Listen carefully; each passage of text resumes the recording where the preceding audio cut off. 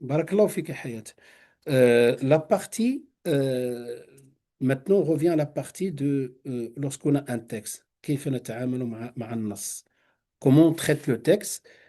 J'ai dit qu'il y a des règles linguistiques. Ce ne sont pas des règles que les Ossolés qui ont inventées. Les Ossolés, ils vont les mettre en avance, mais ce sont des règles déjà posées par la langue, hein, donc la nature de cette langue, comment comprendre les choses. Ça, c'est par rapport à Dalalatu al-Alfaz. Voilà. On va voir ces règles-là. Donc, qu'est-ce qu'ils ont fait, les savants? Ils ont regroupé toutes ces règles-là. Après, ils ont mis des catégories de comment traiter ces catégories-là. Et à partir de ces catégories-là, donc souvent on a un texte, par exemple tout à l'heure, pourquoi la majorité par rapport à tel texte et les minorités par rapport à tel texte. Par exemple tout à l'heure, lorsqu'on a parlé de l'ouali par rapport aux Hanafites, par rapport à la majorité, par rapport tout à l'heure aussi, j'ai parlé de l'Hajj, par rapport l'interdiction de se marier, par exemple pendant le pèlerinage pendant, pas le pèlerinage, pendant le ihram, cette divergence, on peut la comprendre à travers ces indications linguistiques. C'est-à-dire, lorsqu'on a le texte, il peut prendre plusieurs sens. D'accord? Il peut prendre plusieurs sens. Et la quatrième branche, qu'est-ce qu'il va traiter? Des fois, on a deux textes. Et on a ces deux textes qui s'opposent. Par exemple, le cas de mariage, pour vous donner un exemple bien précis, le cas de mariage pendant l'ihram. Il y a un hadith d'Abdullah ibn Abbas qui dit que le prophète sallallahu alayhi wa sallam voilà, s'est marié avec telle épouse de prophète sallallahu alayhi wa sallam, mais en dehors de l'ihram. Il y a d'autres hadiths qui disent que ce sont donc que le prophète Sassam s'est marié. Afwan, donc le premier de Abdullah ibn Abbas, il a dit qu'il s'est marié en état de ihram. Afwan. Il était muhrim et s'est marié avec une de ses épouses. Un autre texte, d'autres hadiths qui disent le contraire. Voilà, qui disent le contraire. Donc, ici, on a besoin de suivre une démarche. Donc, ça, c'est la quatrième branche. Je vous donne oralement et je finirai, Inch'Allah, par d'autres exemples, Inch'Allah, si j'ai le temps. Donc, là, on a deux textes. هذا on appelle التعارض. Le ta'arud, dans la langue arabe, c'est-à-dire il y a يعني une opposition. Il y a contradiction. Comment on fait? Ben, comment on fait? Il y a, par exemple, quatre étapes à suivre. Première étape, est-ce qu'on peut concilier ces deux textes? Ça arrive des fois. Un qui est général et un qui est spécifique. Ben, on peut comprendre le général dans le cadre du spécifique. Je vous donnerai, Inch'Allah, des exemples plus tard. Si on arrive à faire ça, on a concilié les deux textes. D'accord? On a concilié les deux textes. Sinon, ce cas-là que je viens de dire, donc là, on ne peut pas concilier. Un qui dit oui, un qui dit non. On ne peut pas concilier. On passe à l'étape suivante. Et l'étape suivante, on va voir est-ce que ce texte-là il n'est pas abrogé le deuxième texte. Donc on regarde, est-ce qu'il y a le nasr, l'abrogation? On n'a pas encore fait l'abrogation. Vous avez une idée que l'abrogation, c'est-à-dire comme les versets lorsque les versets qui parlent comment il s'appelle, la consommation de l'alcool. Vous avez des versets, quand vous lisez ces versets, là, vous avez l'impression qu'il est permis de consommer de l'alcool. Par exemple, يسألونك عن الخمر. Vous connaissez pas cette histoire-là? Je vous raconte, d'accord, dans l'ordre. Donc, vous prenez certains textes, donc d'une manière générale, même Allah il l'a dit dans le Coran, ما ننسخ من آية أو ننسها نأتي بخير منها أو مثلها. C'est-à-dire que chaque fois qu'on remplace une loi par une autre, on ramène يعني, encore quelque chose de semblable au meilleur. D'accord, Inch'Allah? Donc voilà, ما ننسخ من آية أو ننسها نأتي بخير منها أو مثلها. Premièrement, donc, la, l'interdiction de l'alcool était quelque chose pas encore prescrit. Que les gens buvaient, ils avaient une relation très liée à l'alcool, jusqu'au point où les Arabes avaient son nom de l'alcool, tellement presque ils adoraient l'alcool. Et première étape, donc Allah pour les préparer, il leur a dit voilà, dans le premier verset, يسألونك عن الخمر والميسر قل فيهما إثم كبير ومنافع للناس. Il t'interroge au sujet de consommation de l'alcool et de jeux au hasard. Dit, il y a des intérêts dans les deux, mais et des préjudices. Mais les préjudices sont supérieurs. Mais il n'a pas dit c'est interdit jusqu'à maintenant. Donc il a simplement tiré leur attention de voilà que par rapport à quelque chose de préjudicieux.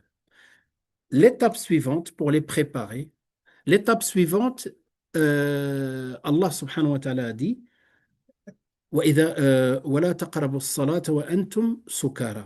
N'approchez pas la salat en état d'ivresse. D'accord? Donc, qu'est-ce qu'il faisait? Ben, il buvait qu'après salat al-Isha. Donc là, l'interdiction est un peu partielle. Troisième, la première, voilà, donc, oui, quatrième, j'essaie de me rappeler des sourates, la quatrième dans surat al-Maïda. Troisième, même il y a quatre.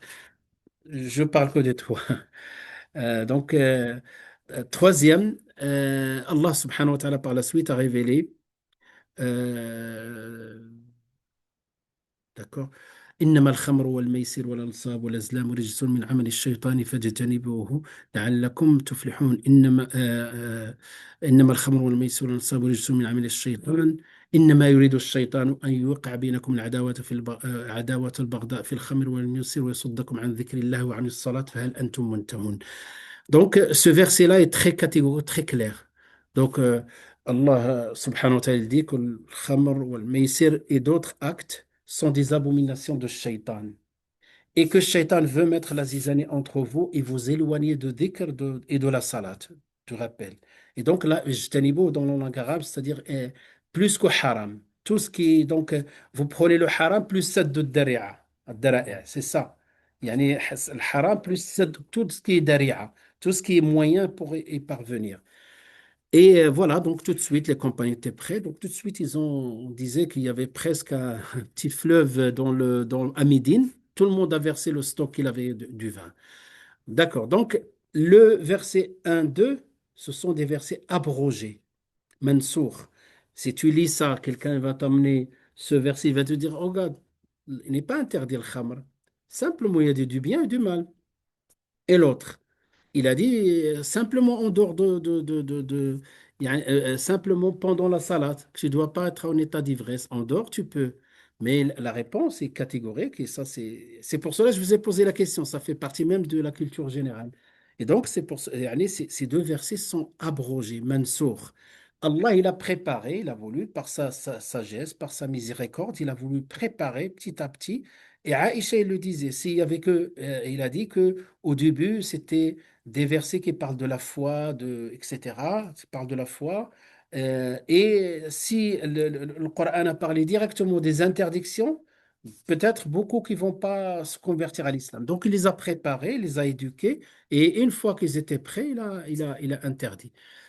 Voilà, donc par rapport à l'abrogeant et l'abrogé, c'est-à-dire les deux premiers versets sont on peut toujours les lire, mais sans abroger, comme d'autres. Vous savez, la période de viduité, par exemple, le deuil par rapport à la femme ou la période de viduité, le veuvage, c'est combien? Oui, plus. Tu m'as 4 mois plus, plus, plus 10 jours.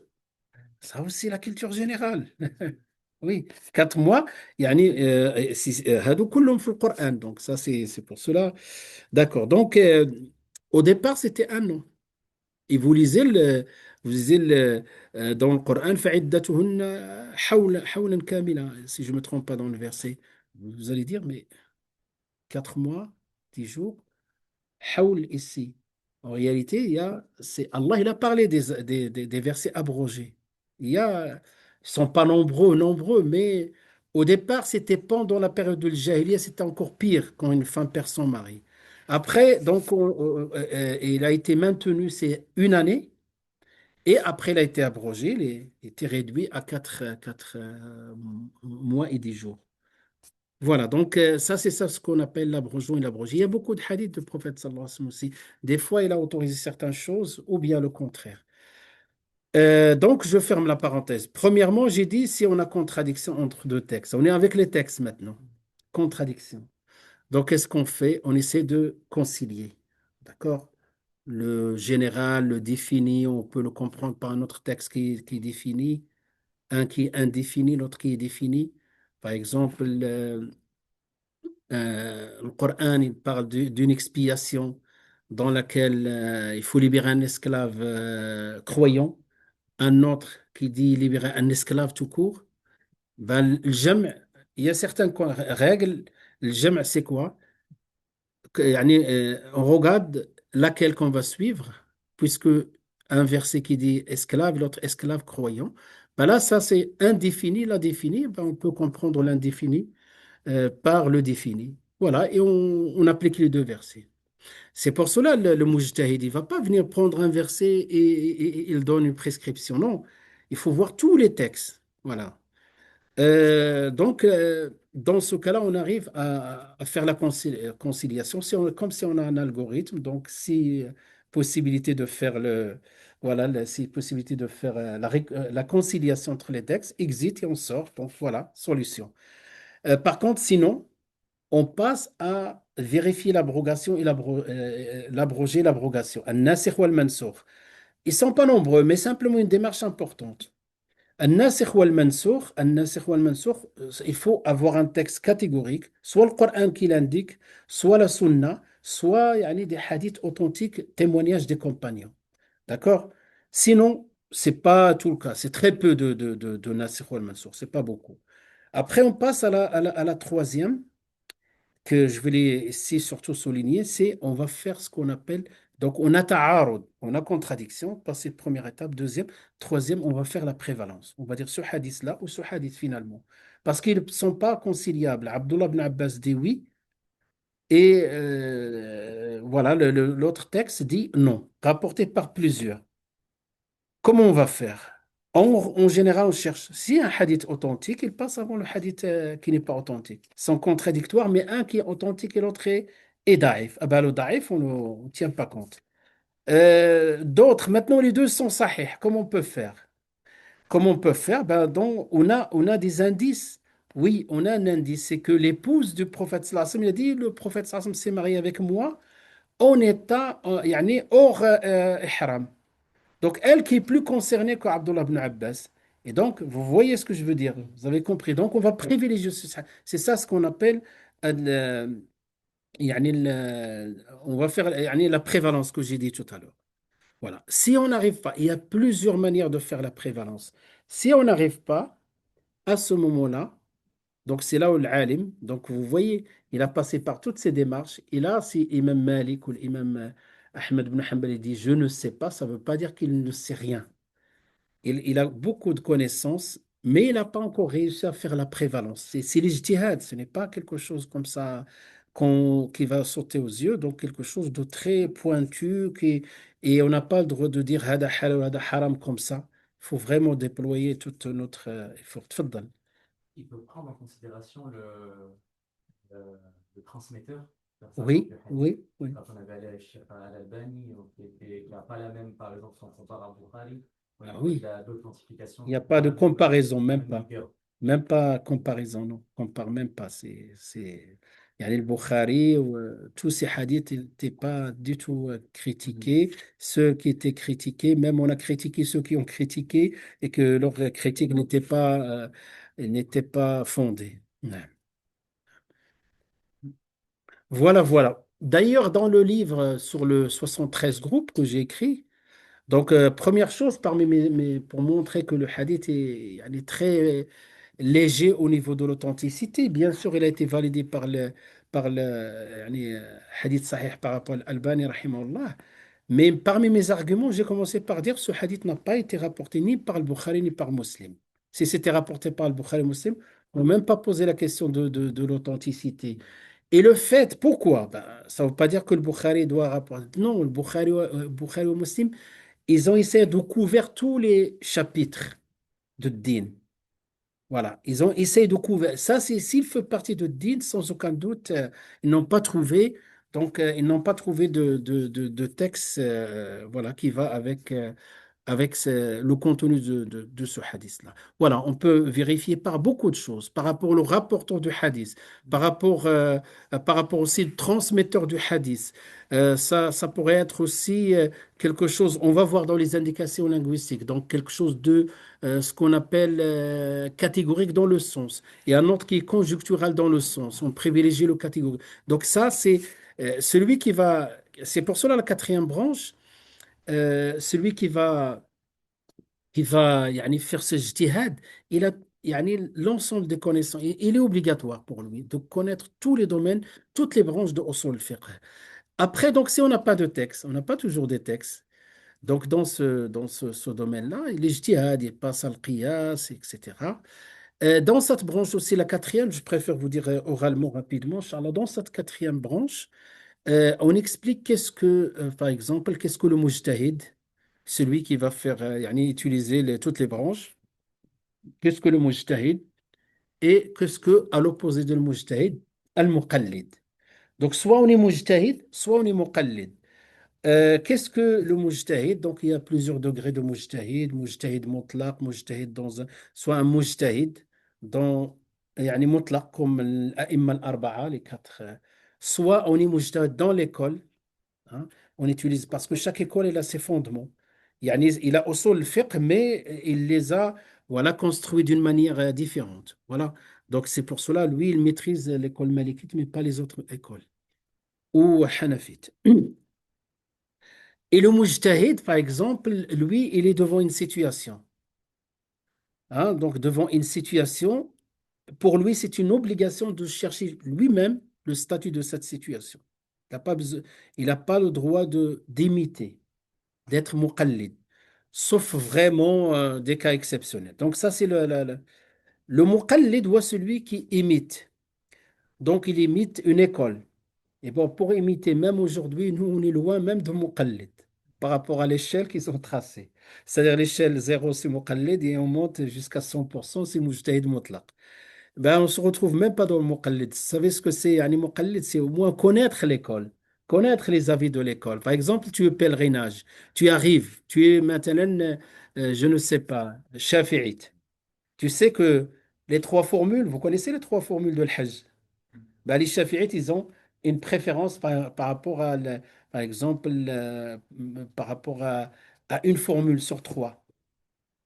Les Shafi'ites et les Hanbalites, ils préfèrent al-tamattu'. Les Malikites préfèrent al-ifrad. D'accord? Et je ne me rappelle pas, il y a une autre école, je ne suis pas sûr. Est-ce que les Hanafites qui préfèrent le Qiran? Donc, dès que tu arrives, toi, tu es yani, un musulman lambda. Tu arrives au Hajj, tu sais, tu suis une école et tu sais par quoi commencer. Tu sais les conséquences de par tel ou tel. Vous êtes d'accord? Donc, vous voyez, on n'est même pas là. Donc, c'est pour cela, nous, aujourd'hui, c'est quoi la solution? An tuqallida imamaka. Tu suis ton imam, que tu lui fais confiance sur deux aspects. L'aspect, c'est pour cela, des fois, les premières années, ils posent cette question, on suit quelle école? Non, pas encore, on n'a pas encore atteint le niveau de suivre vraiment une école. Tu suis simplement ton imam ou yani, une référence hein, religieuse. Et il vaut mieux pas chercher dans l'étranger.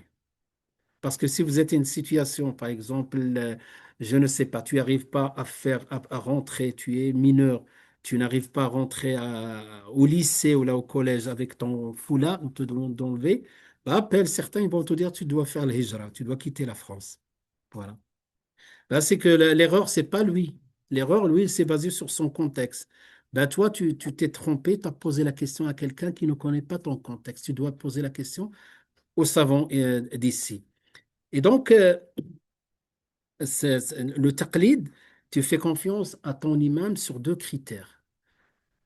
Yani le côté adala, l'honorabilité, quelqu'un qui est digne, qui craint Dieu, qui fait pas ça par intérêt. Et deux, il a les connaissances. Il a étudié Sharia, il a les connaissances, etc. Il est reconnu par ses pairs. À ce moment-là, tu lui poses les questions. Et si tu ne sais pas, pose la question à ton imam, à qui je peux adresser cette question-là, par exemple sur la finance. Il y en a très peu qui peuvent répondre sur ces questions-là. Il y a encore peut-être, voilà, encore pareil par rapport aussi aux les questions de mariage, etc. Le cultuel, de manière générale, il n'y a pas de problème. Il y a les questions sur le cultuel. Mais quand tu es surtout la famille, il ne faut pas se précipiter. Il y a d'abord apprenez et respectez les règles. Inch'Allah, vous allez commencer la semaine prochaine. Et si vous avez des questions, il ne faut pas se précipiter à appeler à l'étranger pour connaître les réponses. Voilà donc la quatrième branche. Tfaddal, Inch'Allah. Oui, il y a certains imams bon, en Arabie Saoudite qui traitent des questions. Il y a des contextes français, belges, etc. On voit souvent ça.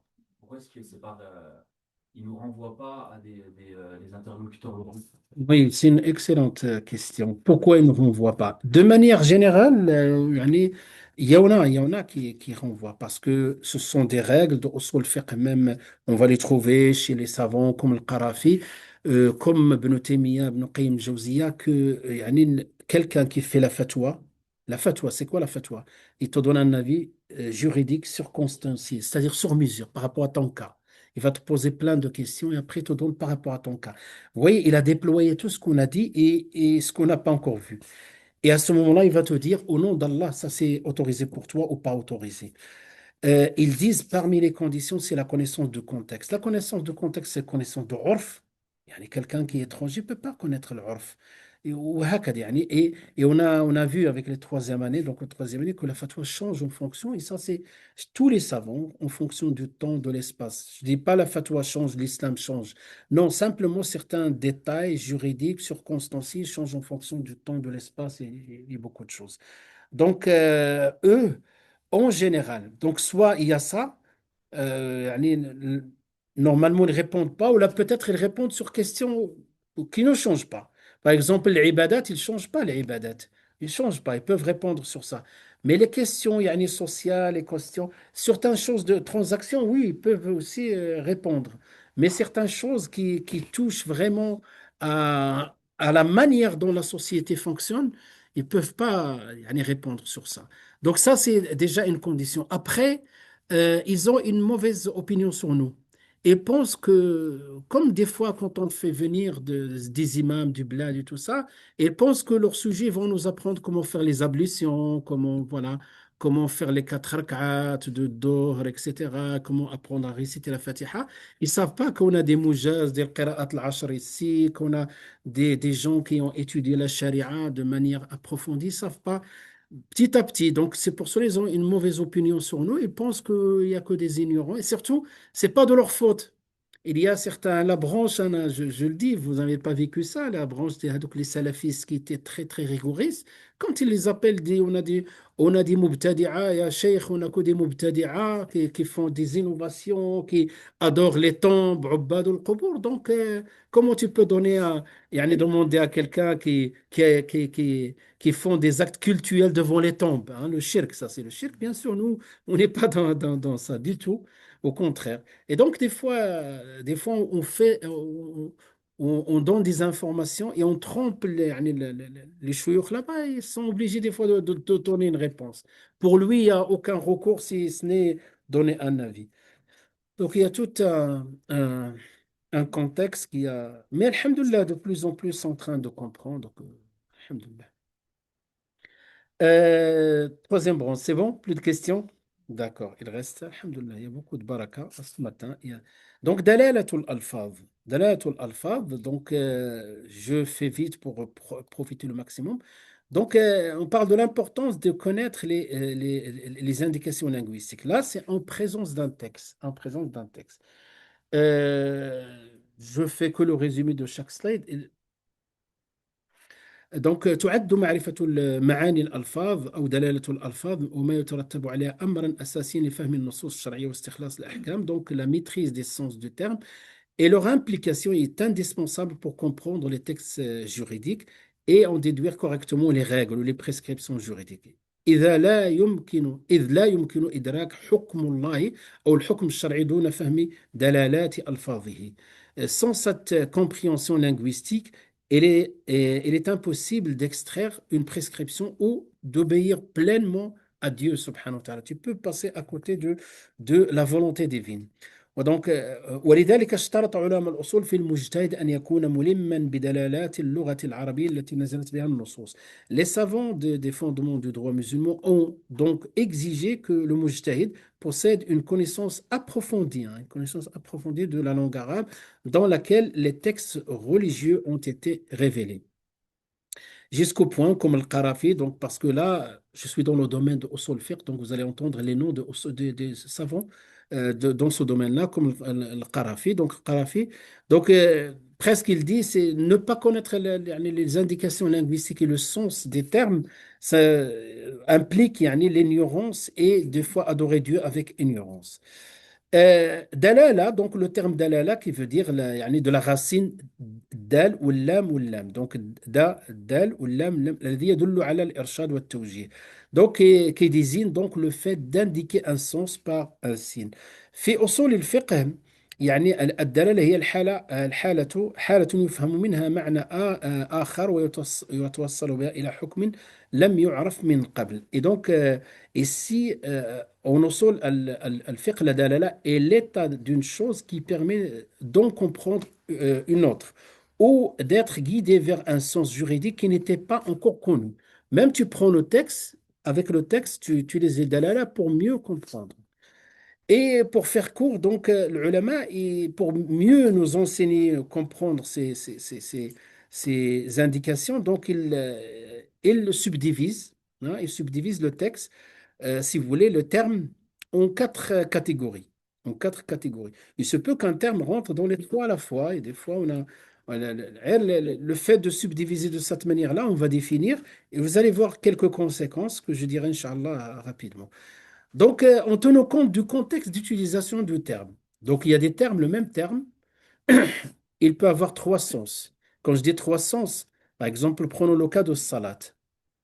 Salat, il a un sens linguistique, il a un sens terminologique, il a un sens même aussi usuel au niveau de l'usage. Par exemple, la salat, le sens linguistique, c'est le, le dua, le dua, le dua. Voilà, le dua. D'accord? C'est le dua. La langue, c'est salat, c'est dua. إن الله وملائكته يصلون على النبي يا أيها الذين آمنوا صلوا عليه وسلموا. C'est-à-dire tu fais du dua et même Allah salat d'Allah subhanahu wa ta'ala c'est il lui accorde la bénédiction. Vous voyez le même terme et pour nous c'est faire des dua. On va pas faire les prières la prière on va dire la prière charia. D'accord? Voilà, donc il y a le sens terminologique, c'est les prières telles qu'on les pratique, hein. La Fatiha, le ruku', le sujud. D'accord, ça c'est deux. Euh, Usuel, même, j'ai rajouté ça, par exemple, quand tu as dit la prière, oui. Maintenant, tu parles à un non-musulman, tu lui parles de la prière, tu lui parles de la prière, il va la comprendre. Une prière qui peut être musulmane, qui peut être, voilà, donc, c'est-à-dire un recueillement, quelque chose comme ça, donc par rapport au contexte, d'accord? Voilà. Et donc, ben, on subdivise en fonction du contexte. C'est le contexte qui va me permettre de comprendre de quel je parle. Maintenant, le contexte, je discute avec mes collègues au travail, hein, on parle de recueillement quand on utilise le mot terme pas. J'essaie simplement de simplifier. Je récite le verset Inna Allahu wa malaikatahu yusalluna ala nabi. Allah prie ainsi que ses anges. Ô vous qui avez sur le messager d'Allah, sur le prophète. Donc, le Nabi, c'est le prophète. Le Rasoul, c'est le messager. Donc, sur le prophète. Ô vous qui avez cru, priez. Donc, accordez-lui, faites des invocations. Le contexte m'a permis de comprendre. Là, on parle de texte, hein, linguistique. Et un autre contexte, le contexte voilà, m'a permis de comprendre que ici on parle de la salat, laquelle? Donc si je donne les trois catégories, laquelle ici, au vous qui avez cru, accomplissez la salat. Terminologique. يعني الصلاة par défaut هذه كنسميوها اللفظ الشرعي, le sens légal. Par défaut, c'est le sens légal qui prend le dessus. Par défaut. Sauf des fois, il faut voir le contexte. Voilà, c'est ce que veut dire la première subdivision. Ben ça, c'est important. Quand tu lis des textes, il y a beaucoup qui vont lire des textes et ils sont à côté du vrai sens. ils ont un seul sens, c'est le sens apparent. C'est pour cela qu'on les appelle les zahirites. Et nos frères qui étaient yani, dans cette lecture de l'islam, on les appelle aussi des harfiyin, des zahirites, qui vont dire, nous sommes des salafistes, nous sommes yani, conformes au salaf salih. Le conformité à le salaf salih, c'est de tenir compte de tout ça. Ensuite, nous avons aussi la force de l'indication, c'est-à-dire vous avez un terme qui est explicite à 100% et un terme qui est zahir, qui peut être à 80% au niveau de la clarté. D'accord? Si je te dis, on se retrouve à 10 heures, c'est clair. D'accord? Ça, c'est quoi? Alors, on va voir par la suite, on l'appelle nas ou muhkam. Voilà, les Hanafites, ils l'appellent muhkam. Si je te dis, on se retrouve au milieu de la matinée, hein, ça peut être 10 heures, mais ça, c'est zahir. C'est un sens apparent. Si tu viens à 10h30, je te dis, mais voilà, tu me dis, mais c'est pas de ma faute. Tu m'as dit au milieu de la matinée, moi, pour moi, 10h30. Donc ça, c'est zahir. D'accord? Voilà. Mahallu dalala, selon le lieu de l'indication. C'est quoi mahallu dalala? Le lieu de l'indication, donc un terme, par exemple, je vais dire que euh, la date limite des examens. Donc, on va s'habituer à faire ça, surtout quand on fait des examens sur du QCM. Donc, je vais vous dire la date limite. Il y a la date limite, par exemple, le mercredi. Exemple. Donc, le mercredi. Donc, hada, euh, le mahal, c'est-à-dire le lieu de l'indication. J'ai parlé de date limite. Et j'ai donné une date. Donc là, on va subdiviser, on va dire ce qui a été dit. Ce qui a été dit. Yani, al-mantouq, ce qui a été prononcé, ce qui a été dit. Mais en même temps, donc, ici c'est évident ce que je vais dire, mais on peut, dans le texte, il y a une richesse. En même temps, le jeudi n'est pas, on peut comprendre ce qui a été compris. Le jeudi, ce n'est pas valable. Le mardi, c'est valable. Le lundi, c'est valable. Vous voyez? D'accord? Ben ça, c'est, voilà, grosso modo. Il y a encore d'autres, mais grosso modo, euh, les subdivisions Inch'Allah, on va essayer de détailler petit à petit, Inch'Allah. Ben, alhamdoulilah, voilà, donc ça, ce sont les, si vous voulez, les subdivisions. Il y a quatre, mais j'ai essayé de simplifier. Donc, si on prend ces trois et on va étudier cas par cas. Cas par cas. Donc, on a dit le premier cas. Le contexte d'utilisation. En arabe, on dit باعتبار استعمال اللفظ. Comment utiliser le terme? نعم. Comment utiliser le terme? Donc, كيفية استعمال le terme ou bien كيفية استعمال اللفظ en arabe. Retenez quelques mots, Inch'Allah, si vous pouvez. Le terme est égal lafz en arabe. Dalala ou dilala, c'est-à-dire on a un terme. Et vous voyez tout à l'heure, je vous ai dit avant jeudi, ça c'est le terme. Et, et l'indication qu'il a donnée, lundi c'est possible, mardi c'est possible, il n'a pas été dit, mais il a indiqué ça. Mercredi, c'est limite. Jeudi, c'est pas possible. Donc, vous voyez, le même terme, c'est ça les indications. C'est quand on a défini tout à l'heure, on a dit, c'est un terme, yani, le fait de passer par l'indication, yani, il va nous introduire d'autres connaissances et parvenir donc parvenir parvenir à la prescription. Donc, dans ce contexte, lorsqu'on parle de contexte, on va subdiviser en quatre. Hein, on va subdiviser ici. On va dire al-haqiqa, le sens propre. Donc, quand on parle de al-haqiqa, tout à l'heure, je vous ai parlé de al-haqiqa, c'est-à-dire al-haqiqa, ou le sens même, j'enlève propre, ou le sens propre. Donc, il y a tout à l'heure, j'ai parlé de trois haqiqa. Haqiqa lughawiya, ou haqiqa shar'iyya, ou haqiqa وحقيقة usuelle, comment on dit usuelle en arabe وحقيقة عرفية, c'est bon, العرف, l'usage. Par exemple, vous dites, tu vas au bled, tu dis le laban, العرف. Quand tu dis le laban au bled, même ici, dans les, hein, Laban, c'est quoi le laban?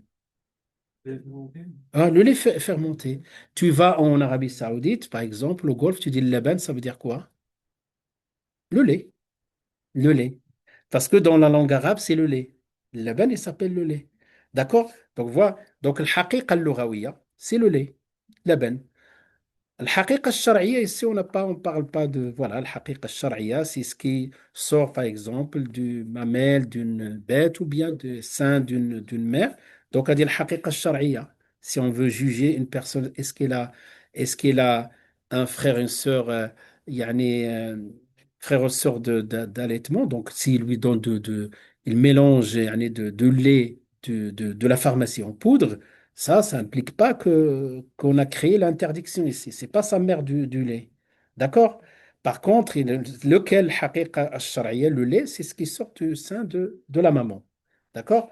Et le terme, quand on dit le terme, pareil, laban, yani urfan, au niveau usage, donc ça varie d'une région à l'autre. Et en général, l'usage, on a vu dans le urf, c'est soit qawli, soit amali. C'est lié au contexte, lié au contexte. Comme la salat tout à l'heure, الحقيقة العرفية, où je commence par الحقيقة اللغوية, هي الدعاء. الحقيقة الشرعية, c'est-à-dire le sens شرعي, c'est ce qui nous a rendu obligatoire, Allah subhanahu wa ta'ala. Et troisième, al-haqiqa al-urfiya, c'est par rapport au contexte. Hein. Donc, tu vas dans un pays allez, majoritairement musulman, tu dis salat, tout le monde va comprendre qu'on parle de la salat, soit le dua, soit la salat. Mais tu vas dans un autre contexte qui ne connaissent pas du tout l'islam, tu dis salat, ils vont comprendre, c'est-à-dire le recueillement ou bien la méditation, quelque chose comme ça. Donc, al-haqiqa, donc on a ça, c'est le sens propre.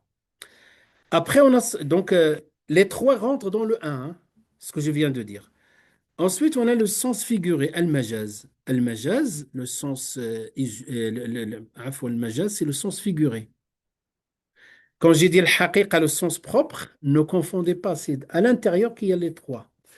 Et maintenant, le sens figuré aussi, on va le trouver beaucoup dans le Coran. Certains ulama ne le considèrent pas, ils lui donnent une autre définition, ne considèrent pas le sens majazi, par exemple. Voilà, donc le- d'abord, je lis, Inch'Allah, هو استعمال اللفظ في غير معناه الأصلي مع علاقة وقرينة تمنعان من إرادة المعنى الأول وهو دون الحقيقة في التقديم. C'est l'usage d'un mot dans un sens autre que le sens original, mais lié à celui-ci avec la présence d'un indice empêchant de vouloir le sens premier et les secondaires par rapport au sens propre. Donc, les exemples vont mieux. Comme on dit en arabe, بالمثال يتضح المقال. Donc, avec les exemples, on va comprendre les propos. نعم. Là, ça signifie en fait, en français injustice, ça signifie aussi en fait la définition de plusieurs termes. Dalala, c'est la définition, pas forcément c'est-à-dire, dalala, c'est ce qui va nous indiquer un terme dans un contexte, par exemple, ce qui va nous donner comme le réel sens. Ce n'est pas une définition. C'est-à-dire, c'est quelque chose qui va te faire transporter du sens que tu as littéral vers un autre sens. Voilà, donc, c'est presque le sens voulu ici. Hadiyat dalala. C'est comme quelqu'un qui t'indique.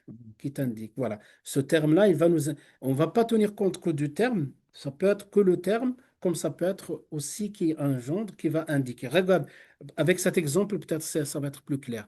Par exemple, le majaz ou al-majaz, al-haqiqa ou al-majaz. Dans la langue arabe, on a soit al-haqiqa, le sens par lequel un terme a été défini. Par exemple, souvent j'utilise le même exemple et dans les livres, la plupart, quand on dit dans la langue arabe Assad, quel est le sens par lequel a été yani, mis, yani, le sens qui a été défini derrière ce terme-là, c'est l'animal. C'est cet animal qui est Assad. Mais en même temps, les Arabes utilisaient, des fois, il peut appeler quelqu'un Assad pour impliquer, donc هنا pour indiquer, هنا شوف من le sens propre, un autre sens majaz pour indiquer que c'est un courageux. hein, c'est un champion, c'est un courageux, etc.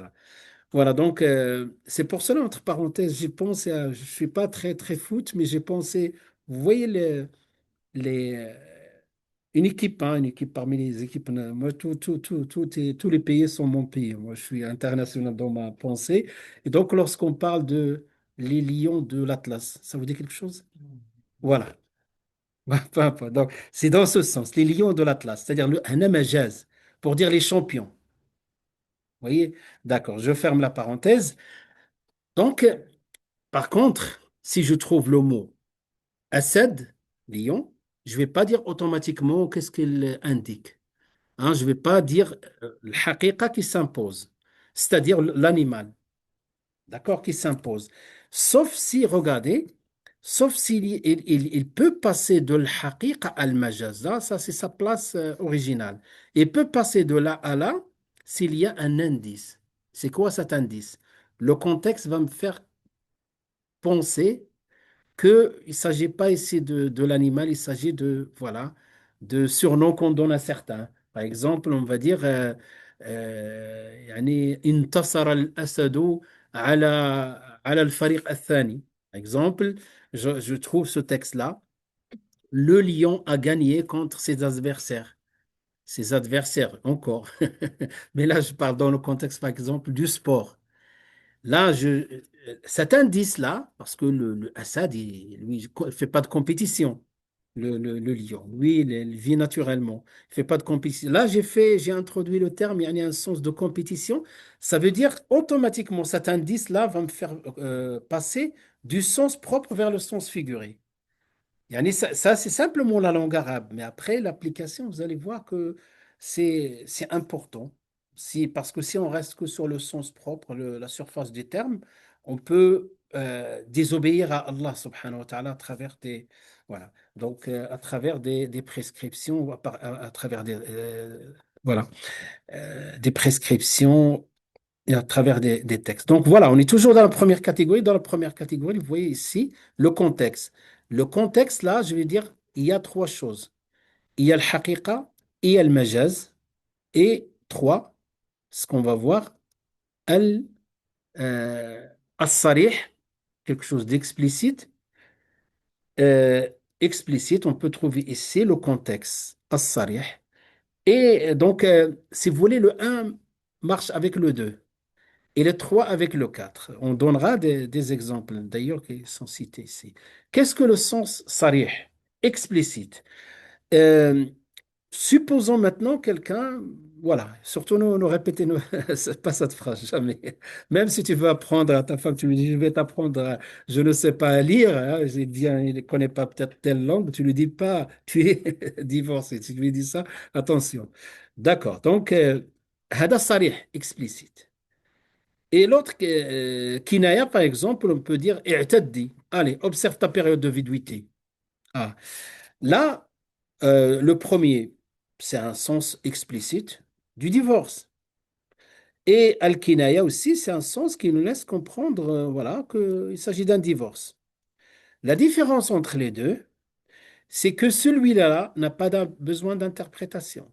C'est-à-dire quand on trouve un texte ou quelqu'un prononce un texte, par exemple, dans le droit musulman, tu t'engages même qu'avec la parole. Quelqu'un qui va te dire, tu me vends ta voiture, combien, etc., et négocier. Voilà, j'accepte. Tu lui dis, bi'tuka. C'est vendu de manière hadi explicite. Tu t'engages devant Dieu, sauf si lui te libère. Tu peux pas lui dire demain, maintenant, non, non, non, non, je reviens. Sauf si tu as mis une option de réfléchir de 3 jours, là, a dit ça passe. Mais tu t'engages. Pareil, euh, une femme va venir, maintenant, regarder les deux situations, comment qui vont être interprétées par un mufti. Une femme, il a dit au mufti ou là, au juge, mon mari m'a divorcé. Il retourne vers lui, il dit non, je n'ai pas divorcé. Il dit pourquoi? Il a dit, quand j'ai dit tu es divorcé, je plaisantais. Il va dire non, ce terme-là, il est sarih, on ne peut pas l'utiliser pour plaisanter. C'est bon, tu as divorcé. S'il lui dit, qu'est-ce que tu lui as dit? Là, j'ai pas divorcé, je lui dis simplement, observe ta période de viduité. Quelle était ton intention? va lui poser cette question. Quelle était ton intention? Menacer. D'accord. Donc ça, c'est parce que kinaya, qui fait allusion à, au divorce. Dans ce cas-là, ton intention était autre. Donc, vous voyez, là, le statut n'est pas le même. Tu n'as pas divorcé. Par contre, s'il dit oui, j'avais l'intention de divorcer, al-kinaya, donc le sarih n'a pas besoin d'intention. Al-kinaya a besoin d'une intention. Tfaddal. Naam, je t'écoute. Ah, la période de viduité, c'est-à-dire, ça c'est cité dans le Coran. La période de viduité, c'est quand il y a divorce ou décès, il y a une période que la femme doit observer. Doit observer une période d'attente avant de se remarier, maintenant. Il va attendre s'il est enceinte, etc. S'il est enceinte, il va attendre l'accouchement. S'il n'est pas enceinte, il va attendre 3 menstrues. Ou s'il est monopause, il va attendre trois mois, etc. Si le mari décède, il va attendre 4 mois. Ils disent tout ça, 10 jours. Ça s'appelle la période de viduité. D'accord? Vous allez voir, Inch'Allah. Dès que, Inch'Allah, on finit cette semaine, ces cours-là, vous allez passer à ça. Voilà, donc, vous voyez le premier, j'ai dit un, 2, 3. Le un subdivisé en haqiqa, al-majaz, al-sarih, al-kinaya. Et à partir des exemples, vous voyez l'importance. Et je n'ai pas le temps pour donner plus d'exemples. Sinon, dans le livre, il y a plus d'exemples, Inch'Allah. Voilà, donc un résumé, si vous voulez retenir tout ça, dans ce tableau. Naam, question? La page précédente. Ah, Donc, le deuxième, c'est transfiguré, c'est ça? exactement. Ouais, je vais le corriger. Ouais, ouais, des fois, subhanallah, parce que souvent, on fait copier-coller. Et très bien, d'accord. Barakallahu fik. Voilà, donc, ce qu'il faut retenir. Est-ce que vous avez des questions par rapport à ça? C'est ça un peu, les indications linguistiques, mais c'est très poussé, hein. Ça, c'est simplement un aperçu. Quand on vous parle de des indications linguistiques, au moins, imaginez quelque chose. D'accord. Donc, vous voyez quand quelqu'un, yani, il a un texte devant lui, il faut qu'il, مثلا على سبيل المثال مثلا على سبيل المثال, si je peux prendre un exemple, ou peut-être je donnerai cet exemple que j'ai en tête, Inch'Allah, quand on parlera de la deuxième partie. Voilà, donc là, alhamdoulilah, on a le temps. Voilà, on peut prendre la pause et Inch'Allah, parce que je vais rentrer dans le taqsim, donc maintenant l'échelle de la clarté. Hein, la deuxième. Donc, باعتبار قوة الدلالة, l'échelle de la clarté, plus c'est clair, plus c'est fort. Donc, on va voir ça, on va voir le wadih, hein, ce qui est explicite, et ce qui est nas, c'est-à-dire sens catégorique, ce qui est zahir. Et la plupart des textes, c'est le zahir. S'il faut vraiment bien comprendre ce que c'est le zahir, d'ailleurs, voilà. Et le ta'wil, et ça aussi, c'est très important de comprendre deux choses. Le zahir ou le ta'wil. Pourquoi? Le zahir, la plupart des textes. Le ta'wil, c'est pourquoi comprendre le ta'wil? Parce qu'il y a un grand débat. Vous allez le voir, Inch'Allah, avec Stade Zakaria, entre les groupes religieux musulmans sur cette question de ta'wil. Je vais, Inch'Allah, l'évoquer globalement et le frère, il va encore vous donner plus d'importance et plus de détails par rapport à ça. Voilà, voilà, Inch'Allah, allez, voilà, vous avez, Inch'Allah, 20 minutes. C'est bon, Inch'Allah. وصلى الله وسلم وبارك على سيدنا محمد وعلى آله وصحبه أجمعين والحمد لله رب العالمين. Voilà, Inch'Allah, à tout à l'heure, Inch'Allah. La boxe. C'est un problème général ici, parce on a plus d'Internet ici à l'Institut, non? C'est pas. Ouais, d'accord. Allez, Inch'Allah, on va voir. Donc, on avait la première subdivision. Et cette première subdivision, donc le contexte peut donner un sens de l'haqiqa. L'haqiqa, il a ses règles. Al-majaz également, des règles propres au sens figuré. As-sarih, il a les règles qui vont avec. C'est-à-dire, une fois qu'on définit le statut du terme, il y a les règles qui suivent. On ne peut pas dire à quelqu'un qui a prononcé quelque chose, يعني sarih, qu'elle était taniya, par exemple, comme tout à l'heure. Sarih, c'est explicite. Voilà. تقسيم باعتبار القوة وهذا c'est très très important aussi. Donc le terme on a الواضح aussi, vous voyez, on est limité par les termes en français, donc الواضح clair, plutôt clair, explicite, plutôt clair. وهو ما يدل على المعنى المراد بالصيغة نفسها ويجب العمل بها كما هو ولا يصار إلى التأويل إلا بدليل. Donc un terme, on parle ici de degré de clarté. Donc le terme explicite, al-wadih, c'est un mot qui indique directement le sens voulu par sa propre formulation. Le statut juridique qu'il transmet doit être appliqué tel quel. Il n'est pas permis d'interpréter sans preuve. Les termes diffèrent néanmoins en clarté. Donc lorsque le terme clair, normalement, par défaut, on applique, hein. Donc, on applique. Sauf le wadih, il y a deux niveaux dans le wadih, un terme qui est clair. Il y a ce qu'on appelle le nas, sens catégorique. Yani dans le texte de Usul Fiqh, si tu vois ça, c'est un nas. Des fois même en français, ils mettent nas. Ça veut dire que le sens est catégorique. Mhm. Ou bien ils vont dire le zahir. Le clair est peut-être un sens zahir, c'est-à-dire le sens apparent, le sens apparent, mais il n'est pas catégorique. Yani, la différence entre le nas, c'est qu'il n'est pas interprétable. Si par exemple on donne un chiffre ou un nom propre, il n'est pas interprétable. Par exemple, vous dites maintenant, le hadith dans lequel le prophète sallallahu alayhi wa sallam a parlé de Turab. Turab, c'est un nom, le nom de la terre. Donc on ne peut pas l'interpréter par autre chose. Ou bien tu donnes un nom propre d'une personne. Par contre, le zahir, c'est un sens apparent, mais qui est interprétable. Et c'est ça, et la plupart des textes dans le Coran et la Sunna, Allah, il a voulu comme ça. C'est que la plupart, c'est zahir. Donc, nécessite un travail, voilà, de déduction. Et plusieurs sens possibles. Donc, des fois, on trouve plusieurs sens possibles dans le terme explicite qu'on appelle mujmal. Mujmal, c'est plutôt ambigu ou plutôt sommaire. Je préfère cette traduction. Voilà, sommaire, il est plus général, pas général, il ne faut pas confondre. Le général, c'est am. Quand on parle de général, il touche tout le monde. Mais quand on parle de sommaire, c'est-à-dire il n'est pas détaillé. Par exemple, aqimus salat, ça c'est sommaire. Comment faire? C'est le hadith qui va détailler. D'accord? Ça c'est sommaire. Donc on a un sens nas, on a un sens zahir et un sens mujmal. Le nas, il n'est pas interprétable. Le zahir, il est interprétable, pas par défaut. Par défaut, on utilise le sens apparent. C'est pour cela les zahirites, c'est de là où vient les zahirites. C'est de vient les littéralistes. Ils prennent que le sens apparent. Par exemple, lorsque le prophète, sallallahu alayhi wa sallam, je vous donne quelque chose, vous connaissez un exemple de zahir. Lorsque le prophète sallallahu alayhi wa sallam a dit La nusalliyanna al-asra fi bani Qurayda, donc salatul asr fi bani Qurayda, c'est un nas zahir. Zahir. Pourquoi? Parce que c'est avéré qu'elle était interprétable. Donc, ceux qui ont tenu compte que du sens apparent, le sens littéral,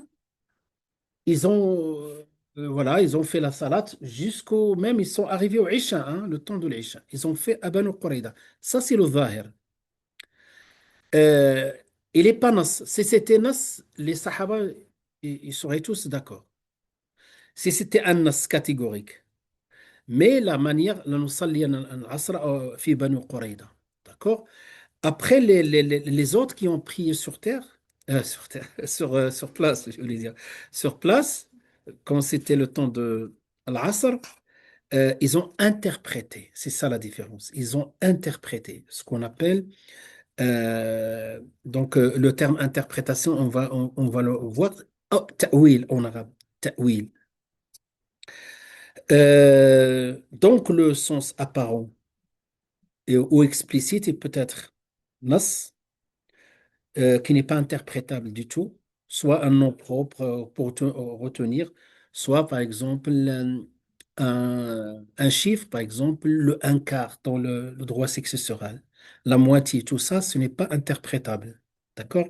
Par contre, comme l'autre fois, je vous ai donné un exemple, لا يؤمن أحدكم حتى يحب لأخيه ما يحبه لنفسه.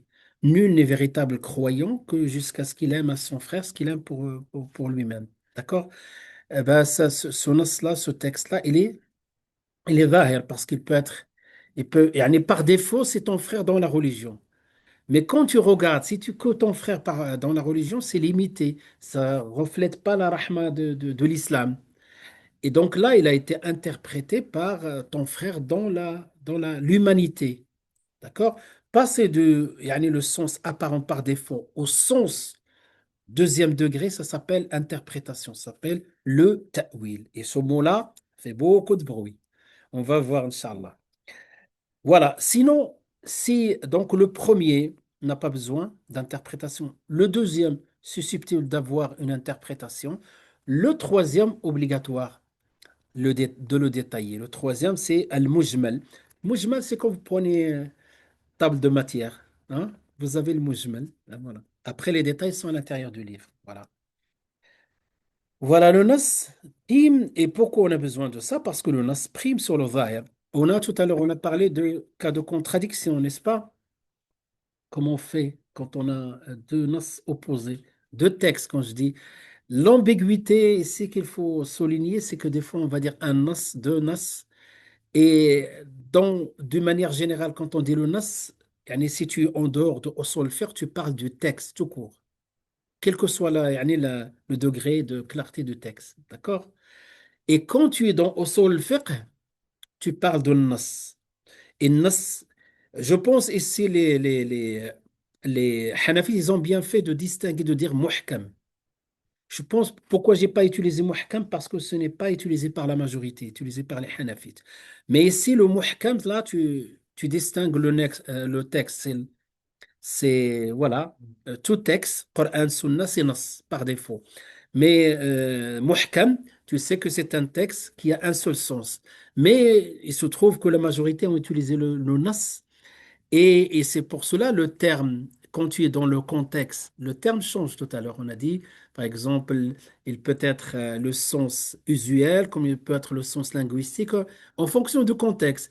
Toi, tu es dans au fiqh, quand on dit le nas, sache qu'on parle de texte catégorique dans le sens, qui n'a pas besoin d'interprétation.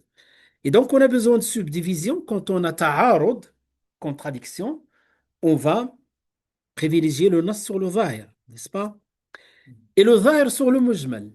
Et le zahir sur le mujmal. Voilà donc la première catégorie de cette deuxième famille qui est euh, le degré. Deuxième degré, voilà, donc, pardon, on a repris. Le premier degré, c'est Nas, et le deuxième degré, c'est Al-Zahir, à peu près ce que j'ai dit.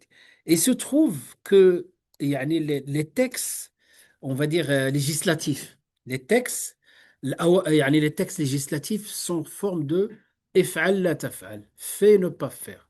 Ça veut dire que on va trouver al-amr ou al-nahi. On va trouver des ordres, wa aqimus salat, ولا تقربوا الصلاة وأنتم سكارى. Donc n'approchez pas la salat en état, on a dit que c'est abrogé, en état d'ivresse. Accomplissez la salat. Accomplis la salat au singulier aussi dans un autre verset. Donc on va trouver souvent al-amr wa nahi, donc l'ordre, l'indication, et on va trouver le sens, le général, on va trouver le spécifique, et on va trouver le mutlaq ou le muqayyad. Je vais vous expliquer tout ça, Inch'Allah. Et le mutlaq, c'est l'indéfini. Et le muqayyad, c'est le défini. D'accord? Ben, tout ça, la plupart des textes de Coran et de Sunna sont souvent, donc très peu nas. Nas, bien sûr, dans le dogme, on a il y a les fondements de dogme que nas. C'est pour cela ils sont fixes. Dans les ibadat, dans le sens général de l'ibadat, soulignez bien ce que j'ai dit. On va trouver que du nas. Par exemple, l'obligation de faire la salat. D'accord? Dans l'éthique et la morale, l'éthique musulmane, on va trouver que des nas. Et par contre, tout ce qui est domaine pratique ou les détails, on va trouver que des zahir, la plupart. Je dis ça de ma tête comme ça, après observation, on va trouver beaucoup de zahir. C'est pour cela le travail يعني beaucoup de travail quand c'est zahir. C'est-à-dire, c'est possible qu'il soit interprétable. Voilà. Il y a les gens, comment ils ont compris la religion? Ceux qui disent, moi, je suis le Coran et la Sunna. Ils ne savent rien de cette matière-là. Ils croient que d'abord, toute question, quelle que soit la question qu'un musulman pose, il y a une réponse dans le Coran et la Sunna et avec يعني le sens catégorique. Muhkam nas. Vous voyez, ils ont compris comme ça. Et c'est pour cela qu'il dit, moi je suis que le Coran et la Sunna. Comment tu vas suivre le Coran et la Sunna alors que la plupart du Coran et la Sunna, c'est du Zahir. Il y a le Zahir qui est peut-être et peut-être interprétable. Il peut y avoir l'abrogeon et l'abrogé. Vous voyez, ce n'est pas si simple que ça. C'est pour cela Allah dit, فَاسْأَلُوا أَهْلَ الذِّكْرِ إِن كُنتُمْ لَا تَعْلَمُونَ. Interrogez les gens du savoir si vous ne savez pas. Et aussi, Allah subhanahu wa ta'ala il dit aussi لِيَسْتَنْبِطُهُ الَّذِينَ أُوتُوا الْعِلْمَ مِنْكُمْ pour que ceux qui ont eu le savoir puissent faire la déduction. Là, ça, c'est volonté divine. Après, donc, nas, zahir, ta'wil, hein, au moins et mujmal. Dans cette catégorie-là, la grande 2, hein, l'indication sens, selon le niveau de clarté, le niveau de clarté, le nas, le mujmal, le mu'awwal, le ta'wil, interprété, et enfin le sommaire. D'accord? Si vous n'avez pas compris, je reprends, Inch'Allah. Yani, c'est comme si tu as 0%, yani, est à 100%. Dans quelle échelle? L'échelle de la clarté. Yani le zéro quand on ne connaît rien. Yani, ça, c'est gel. Il n'y a rien. On monte un tout petit peu, on va trouver le sommaire. Tu as une idée globale. Le sommaire a besoin d'une interprétation, a besoin plutôt de détailler, pas interprétation, il a besoin de détails. Tu montes un peu dans l'échelle de la clarté, tu vas dépasser 50%. Tu vas te retrouver avec ce qu'on appelle le NAS. Dépasser 50%. Regardez, je vais redescendre encore, mais là j'ai besoin de 50, il y en a plus de 50%, c'est-à-dire il a une grande probabilité que ce soit le sens apparent. Mais il se trouve que ce sens apparent est interprétable. Donc, ce sens apparent qui est normalement, qui est en général qui prime, et peut être yani, des fois interprété en descend un autre moins probable. C'est comme l'istihsan un peu. Ça va, vous me suivez? Je sais que c'est pas facile. Moi, des années pour mieux yani, comprendre ça. Ça va? Donc ça, c'est le mot awwal. C'est ce qu'on va voir. Et si on monte à 100%, ça c'est soit on appelle le nas, soit on l'appelle aussi le muhkam. D'accord? At-ta'wil. Donc, ta'wil, j'aimerais bien avoir, oui, je peux prendre le tableau, mais ils ne vont pas me voir ceux qui sont à l'extérieur. Ouais. Ceux qui sont à distance, pardon. Mhm. Je ne sais pas si je vous fais un. Ouais. Je peux faire ça. J'arrête le partage, j'enlève l'arrière-plan. Mhm. Et comme ça, Inch'Allah, je vais faire quelque chose parce que avant de passer, par contre, mais ça reste flou. Mhm. Inch'Allah, parce que je ne sais pas si tout le monde a compris, c'est pour cela, moi, je veux pas aller plus loin. Donc, voilà, donc, flouté, et j'enlève flouté. Donc, a priori, c'est clair.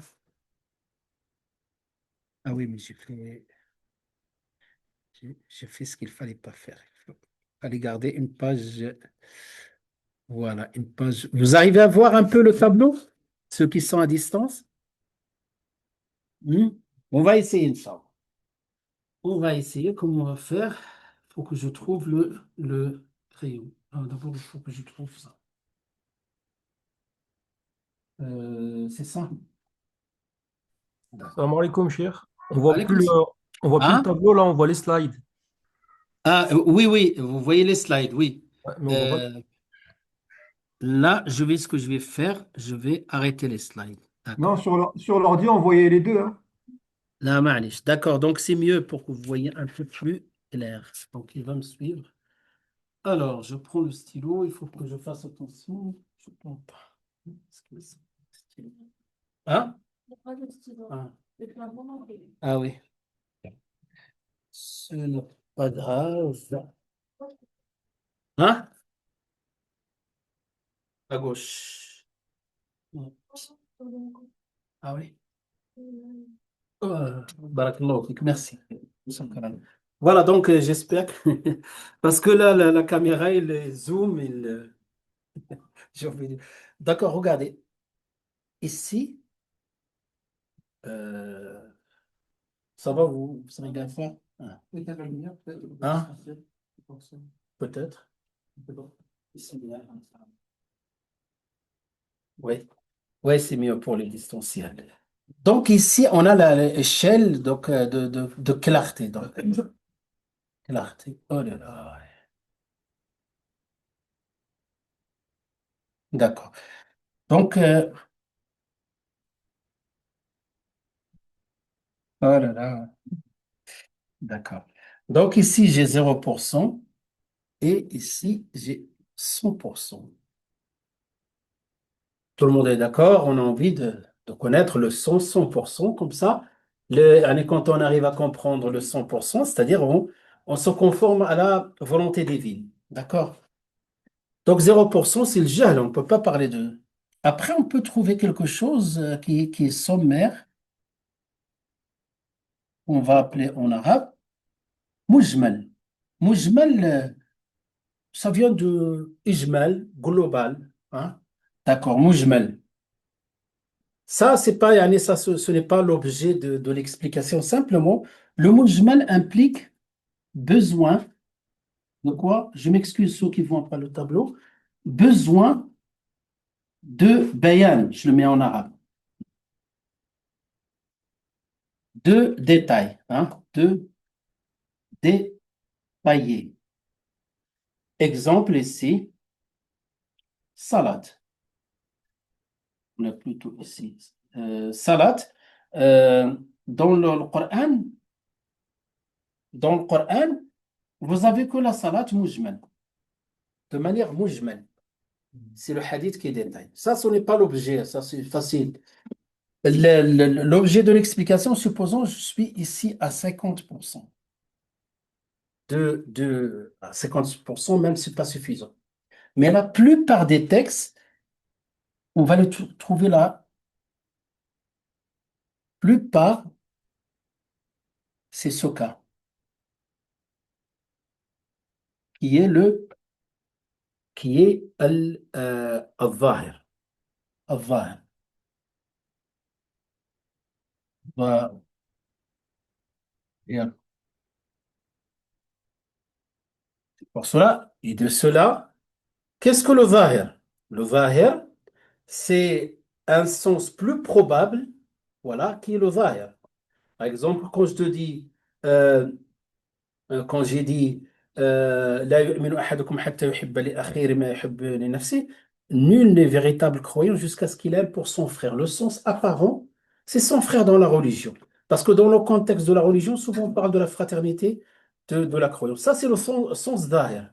D'accord? L'opposé de sens d'ahir, si je peux faire comme ça, l'opposé, c'est mu'awwal, c'est-à-dire interprété.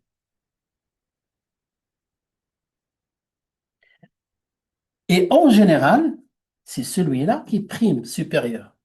Celui-là qui prime. De manière générale, c'est celui-là.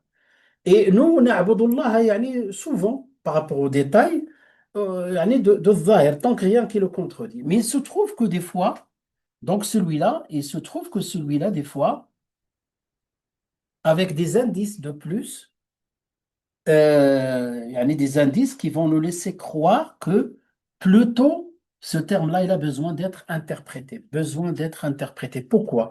Il faut un indice. L'indice peut être beaucoup de choses.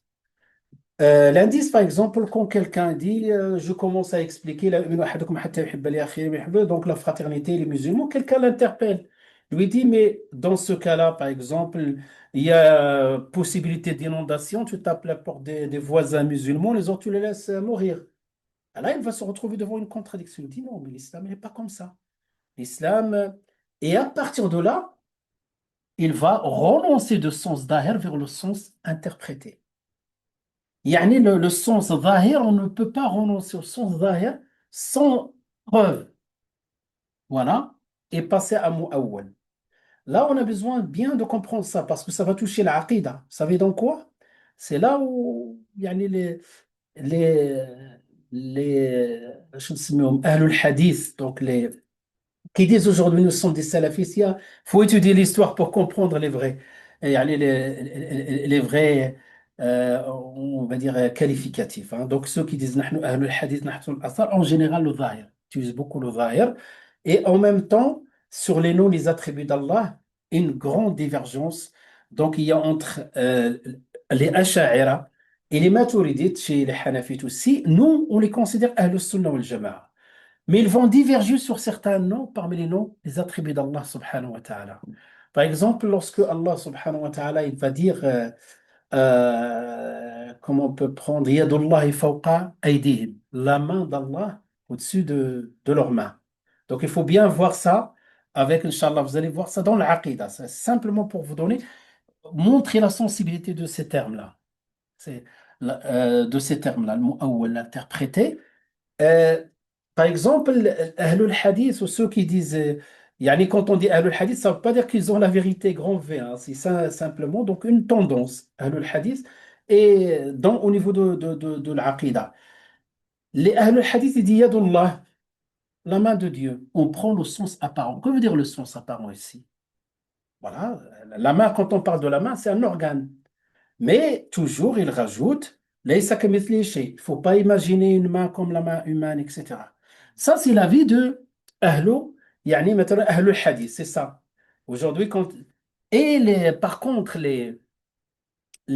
parce que ce qui est interdit dans notre religion, c'est le tashbih. Comparer Dieu, là, je suis rentré dans les cours de l'Aqidah, mais c'est important. Ce qui est dangereux, c'est de faire le tashbih, la ressemblance entre les créatures et le Créateur. Allah il dit Laysa kamithlihi shay. Voilà, ça c'est une règle fondamentale. Les Zahirites, ils ont Laysa kamithlihi shay. Oui, il a une main, mais Laysa kamithlihi shay. Il ne faut pas imaginer du tout.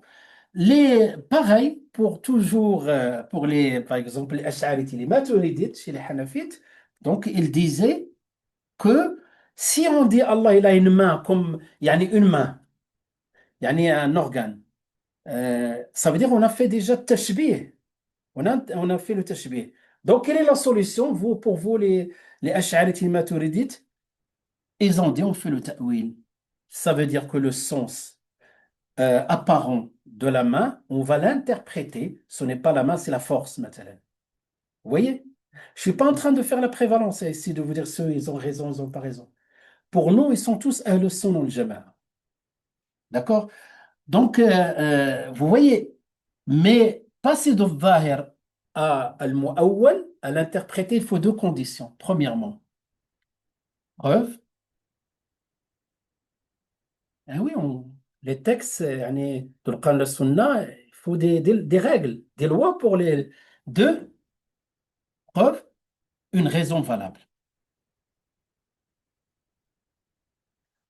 Les Ash'arites, on aura dit, on va vérifier avec vous, j'essaie de simplifier. Quelle est la preuve? Ah ben, la preuve, c'est que le terme dans la langue arabe, même en français, la main peut dire aussi la force. Tu peux dire aussi, ça c'est le sens majaz. Si je te donne, je peux dire la main, le sens propre, hein, pour nous les humains, la main. Mais je peux te demander un coup de main. Et là, c'est le sens pareil, c'est le sens figuré qu'on a dit tout à l'heure. D'accord? Donc, il dit, notre preuve, c'est que le terme main, dans la langue arabe, peut être compris comme l'organe, comme il peut être compris comme la force. D'accord? Ça, on leur dit, oh, OK. Et quelle est la raison? La raison. Pourquoi vous interprétez? Parce qu'il faut garder le zahir. Ils disent parce que si on fait ça, on fait le tashbih. Les autres, non. Ils disent non. Voilà, donc ça, c'est une grande, grande, grande discussion. Mais simplement, j'ai profité pour vous dire, voilà, un peu. Donc, sommaire, je prends une autre couleur pour insister sur ce qu'on a vu. Donc, celui-là, ce qu'il faut retenir. Sommaire, c'est facile. Euh, voilà, donc le zahir, en général, le zahir, c'est celui qu'on pratique directement. Si le zahir ne passe pas, il faut passer au ta'wil avec ses règles. D'accord? Sinon, comment il s'appelle, le nas, ce qu'on appelait le nas, ou qu'est-ce que j'ai appelé muhkam, muhkam, ça pose aucun problème. Les fondements de la religion, la plupart, ils sont là. D'accord? Les détails de la religion, souvent, ils sont là. D'accord? Et ce qui est aussi important à souligner, c'est que la plupart des textes, on va les trouver ici. Et donc, la plupart des textes, qu'est-ce qu'on peut trouver dans les textes? Donc, soit un ordre à faire, on va trouver l'amr, l'impératif.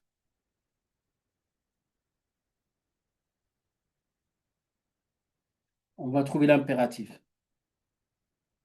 On va trouver l'impératif de faire ou ne pas faire. C'est-à-dire faire, c'est amr, ordre. Ne pas faire, c'est une interdiction. On va trouver le amr. On va trouver aussi le... qu'est-ce que j'ai dit tout à l'heure? Donc, l'amr. On va trouver des fois le défini indéfini. C'est-à-dire, Allah subhanahu wa ta'ala dit libérer un esclave. Donc là, indéfini. Libérer un esclave croyant, c'est défini. Qu'est-ce qu'on a dit? Donc, l'âme général.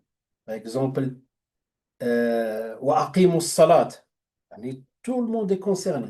Tout le monde. On va prendre les enfants, même les femmes menstrues, tout le monde. Allez, accomplissez la salat. Non. Certains vont dire non, moi je me pose, je ne vais pas faire la salat. Allah il dit aqimus salat, am. Non, l'âme peut être restreint. C'est-à-dire, on peut sortir des exceptions. Les enfants, ils sont pas concernés. S'ils le font, c'est par voilà, un acte recommandé. Les personnes qui ont un empêchement, ils ne peuvent pas faire. Et donc là, on parle, c'est toujours dans le zahir, le khas ou l'am. C'est pour cela, donc, quand tu as un texte général, Ya ayyuhalladhina amanu aqimus salat, tu t'arrêtes pas là. Tu vas aller chercher si ce texte-là est mukhassas. Tu vas aller chercher s'il y a takhsis. S'il n'est pas indéfini, tu cherches dans tous les textes s'il est défini. Eh ben, on va voir tout ça, je vais vous, Inch'Allah, il y a l'écrit. Hein. Ça veut dire que des fois, tu peux trouver le Coran dans un verset am et un autre verset khas. Donc, on n'est pas dans le catégorique à 100%, on est dans la recherche. Et on peut arriver à quelque chose à la fin catégorique lorsqu'il y a ijma'. S'il n'y a pas ijma', ça reste zahir, et c'est pour cela les écoles, ils ont émergé ici, dans cet espace-là. Cet espace ne concerne pas les écoles. Les écoles, c'est tout le reste. Vous voyez? Vous voyez maintenant des schémas de usul fiqh, hein. C'est vraiment, يعصم, je vais le dire en arabe, يعصم, يعني الفهم من الخطأ. Il empêche la compréhension des erreurs. Voilà, usul fiqh. Khair, Inch'Allah. J'espère que c'est assez clair pour vous. Voilà, donc, barakallahu fikum. Euh, Oui, tu avais une question. Simplement, quand on parlait, c'était un petit lien, mais c'était par rapport à l'obligation de la salade. Ah, Est-ce que ça sous-entendait une personne qui a un handicap, on a forcément la compréhension, oui, vas-y. la compréhension Partage-le dans le groupe. la compréhension de ce qu'est la salade, même s'il a la conscience de l'islam, mais pas forcément un handicap qui l'empêche d'avoir Et discernement, tu veux dire. discernement. Mm, Est-ce mm. que cette obligation, elle est levée? Est-ce que vous avez... Ah, d'accord. Ah ben, le discernement, c'est quoi le discernement? Voilà, yani, il faut, en général, le ulama, quand il parle de discernement, faut tester. D'accord? On parle de ça dans le cas de l'enfant, lorsqu'il arrive à maturité, comment lui rendre yani, son argent parce qu'il était sous tutelle. Le Coran, il explique voilà, donc par le test. Donc, si une personne ne sait même pas porter ses habits, il a besoin d'aide. Donc là, je parle des cas extrêmes. Donc, voilà, donc celui-là, il n'est pas concerné. Si une personne a toute sa raison, c'est-à-dire là, c'est l'autre extrême, donc on ne parle pas de ça. Après, quelqu'un que peut-être il a quelques moments voilà, donc, et la plupart du temps, c'est en discernement, quelques moments dans lesquels il y a une forme d'altération. Je pense qu'au moment, le temps, Yani, la plupart du temps, il est dans le discernement, donc il doit faire la salade. Pour voir maintenant la majorité de son état. Allahu alam.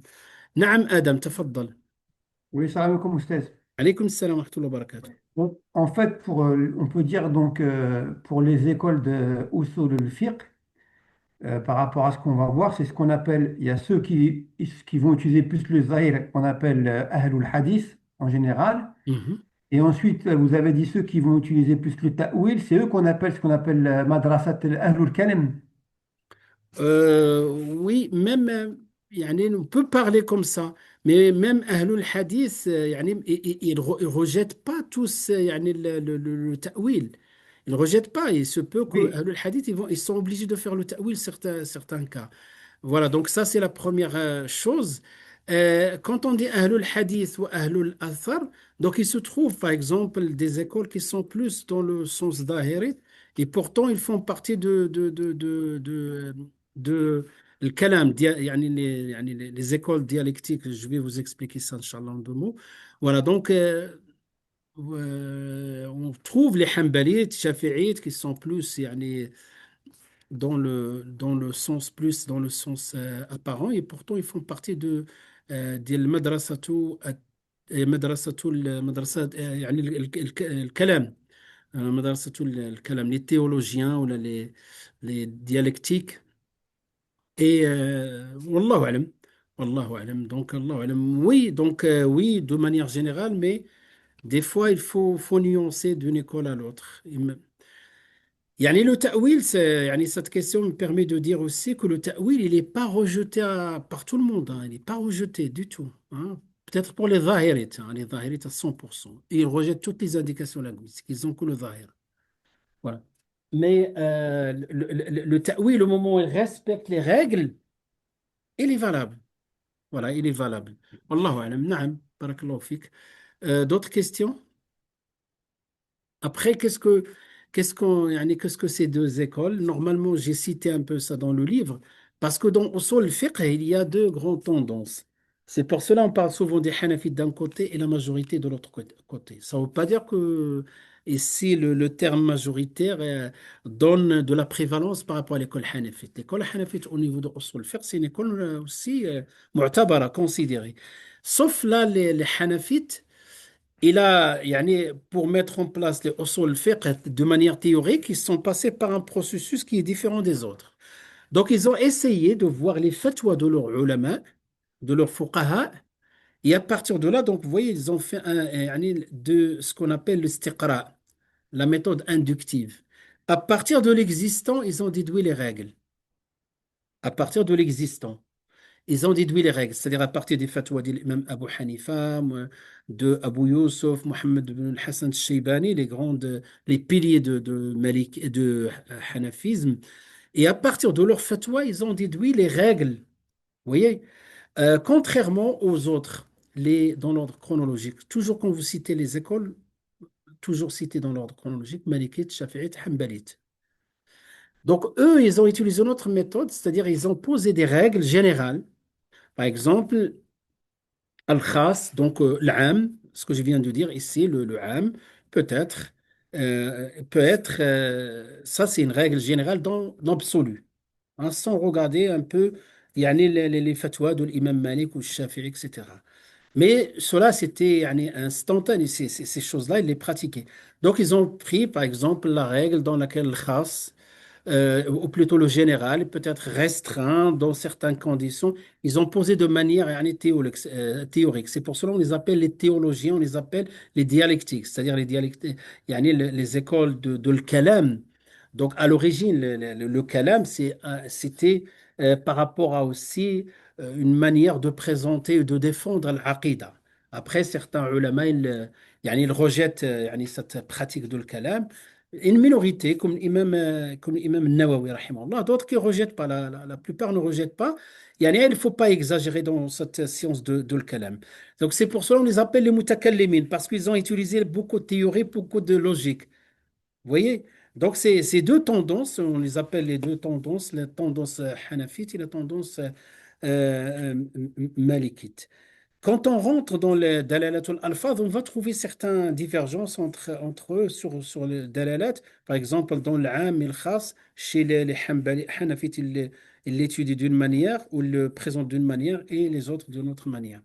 Voilà, donc quand on parle des deux tendances, hein, donc les mutakallimin, comme a cité le frère Adam, donc les mutakallimun ou le fuqaha, madrasatul fuqaha, on l'appelle des hanafites, parce qu'ils sont partis du fiqh du hanafite.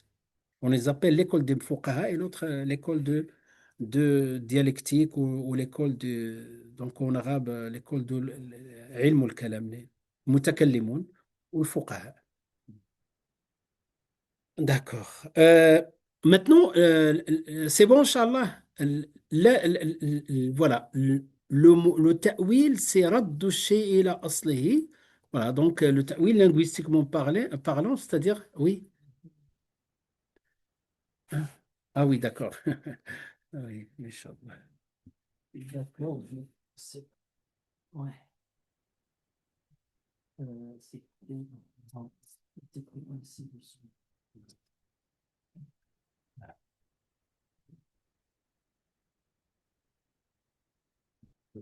oui. On veut pas faire- Un instant.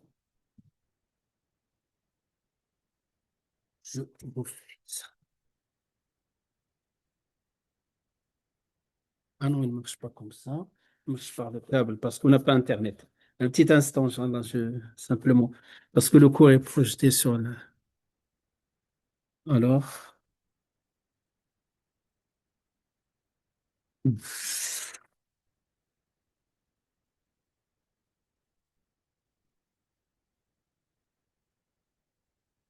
On a besoin. Ah, c'est bon. Il a besoin de personne. D'accord, donc désolé, hein. Je continue toujours dans le ta'wil. Donc, donc le sens terminologique, hein, techniquement, c'est détourner un mot de sens apparent pardon, vers un sens secondaire. C'est ça ce qu'on appelle le sens secondaire, le mot awwal. هو صرف اللفظ عن معناه الظاهر إلى معناه إلى معنى آخر محتمل بدليل. Et donc, je répète, la règle, la norme, c'est que le mot awwal, c'est pour cela, le mot pardon, le zahir, on l'a mis dans la catégorie, regardez, de la catégorie de quoi? Des termes explicites. Donc, le zahir, il doit être appliqué tel qu'il est, sauf il vient quelque chose pour le détourner de son sens apparent vers le sens, hein? Sens apparent vers le sens, hein? Vers le sens Ah interprété. ouais. Voilà, mu'awwal. Mais zahir, quand yani yusraf, quand il est détourné, il devient mu'awwal, interprété. Et le mu'awwal avec des règles. On ne peut pas faire le. Et d'ailleurs, vous voyez, subhanallah, comment usul al-fiqh, ils vont yani, nous protéger par rapport au sens, par rapport au sens même de l'aqida. Vous voyez, il y a beaucoup d'égarements. Au niveau de l'aqida, les gens font que de ta'wil, dans les meilleurs cas. Parce que le ta'wil, le sens linguistique le permet. Mais il y en a, par la suite, vous allez voir ça où? Vous allez le voir, alhamdoulilah, dans certains modules ou certains cours, ce qu'on appelle le batinisme. Le batinisme, c'est encore. Donc, le zahir, le batin. Dans la langue arabe, l'opposé du zahir, c'est le batin. C'est quoi le zahir? C'est ce qu'on voit. Et le batin, ce qui est caché. Eh bien, certains ils vont dire toutes ces règles linguistiques, vous les mettez de côté. Non, vous êtes voilà, vous êtes des zahirites, vous voyez que le sens apparent. Nous, notre cheikh, il a un sens batin, le sens caché. Et ça, c'est les grandes sectes, c'est comme ça. Et notamment les chiites. Sont la plupart, c'est des batinistes. Donc, c'est des batinistes et aussi chez nous, certains sophistes. C'est des batinistes. C'est-à-dire quand on nous prend yani un jeune comme vous, il ne suit pas des cours de usul fiqh. Usul fiqh, ça c'est consensus, toutes les écoles. Aucune que rejette. Après, la concrétisation de ces règles-là où ils divergent. Quelqu'un, un étude, yani, et j'y viens un jeune dans un groupe, On lui dit, yani, on va t'aider à évoluer dans la spiritualité. Il ne sait même pas ce qu'est le cadre de Usul al-Fiqh. Petit à petit, il y a le cheikh qui va lui dire. Il devient, yani, devient quelqu'un qui suit aveuglement, le suivisme aveugle. Et si je vous dis ça, parce que voilà, on a vécu des expériences et on voit l'évolution. Même, vous connaissez dans la technologie, on s'appelle, yani certains, je ne sais pas si vous avez travaillé dans les entreprises, vous avez quelqu'un qui est spécialisé dans l'éveil technologique. Voilà, très bien. Ah ben, pareil même dans le din. Wallah, pareil dans le din. Et on a vu, il y a une tendance, et c'est voulu. Ah oui, voulu qu'on a poussé, on a donné beaucoup de force au... subhanallah, on a la preuve catégorique. Nas. euh, qu'on les a poussés pour exploser le Jama'a de muslimin, cet ultralittéralisme. On a vécu, nous, on a souffert de ça pendant des années. Et donc, une fois que, voilà, tout ce qui n'est pas conforme, il se dissipe naturellement. Il va mourir naturellement. Parce que c'est pas ça le din. Après, donc maintenant, de plus en plus, on encourage ces tendances sophistes. Je ne dis pas que tout le sophisme, nous, on est pour la nuance, pour tout, même pour les littéralistes, dans la nuance. Et maintenant, dans les années, on a évité aux musulmans l'extrémisme de littéralisme. Alhamdulillah, on a évité ça, alhamdulillah, le hadith du prophète, sallallahu alayhi wa sallam, dans chaque génération, il y a des savants qui protègent la religion. Donc, et de l'autre côté, maintenant, yani, les deux extrêmes, le deuxième extrême est encore dangereux. C'est l'extrémisme du bathénisme à travers, à travers des groupes comme ça, des soufis, des soi-disant tariqa, etc. Et de plus en plus, on voit qu'on leur donne les moyens, comme on a donné aux autres les moyens. Et sans rentrer dans les détails, Wallah, je peux vous apporter la preuve. Et tout ça, c'est que si on veut éloigner un musulman de sa religion, yani, frontalement, ça marche pas. Mais quand on va le pousser vers les extrêmes, c'est là où on peut le vider sa religion de son sens. Il garde que, quand vous avez une orange, vous avez que le qishra et vous n'avez pas le fruit de l'intérieur. C'est ce qui arrive à beaucoup, qu'Allah nous protège. Et Allah a fait de telle sorte, il a inspiré l'Ummah des sciences comme ça, يعني تعصمنا من الخلل, qui nous protège. Et donc c'est pour cela, donc, quand j'ai parlé, je n'ai pas le texte ici, le terme ici le ta'wil, apprendre avec beaucoup yani de connaissances. Yani, le ta'wil, il a toute sa place. Par contre, le bathénisme, c'est dangereux. Le bathénisme, le sens, par exemple, apparent, il dit, vous imaginez le bathénisme, qu'est-ce qu'ils ont fait? Parce qu'ils étaient des ennemis. C'est comme un exemple extrême, hein. Yani, de certains bathénistes chiites de l'époque, hein, eh ben, parce que les chiites, ils prenaient tous les sahaba comme des ennemis. Pour eux, ils ont déformé la religion. Il fallait que Ali soit lui voilà, le premier imam, et par la suite imam, c'est lui même presque qui va légiférer, interpréter tout ce que vous voulez. C'est pas l'avis de l'ensemble de la communauté. Ben, ils avaient des fois, يعني, مثلا, ils trouvent des versets comme ça. مرج البحرين يلتقيان بينهما برزخ. Donc le Bahreïn. Donc Allah, il parle parmi les signes, même au niveau de la création, donc il parle de cette rencontre, je pense, si je ne me trompe pas, si quelqu'un connaît très précisément le sens, qu'il me le dise, il n'y a pas de problème. J'apprends comme vous. Donc Marj al-Bahrain, c'est-à-dire l'eau douce et l'eau salée. Ils se rencontrent à un moment donné, il a été prouvé, alhamdoulilah. Le prophète sallam n'avait pas de connaissance de l'époque de ces sciences-là. Eh ben, ces Bahreïn, ils ont dit c'est le Hassan ou le Hussein.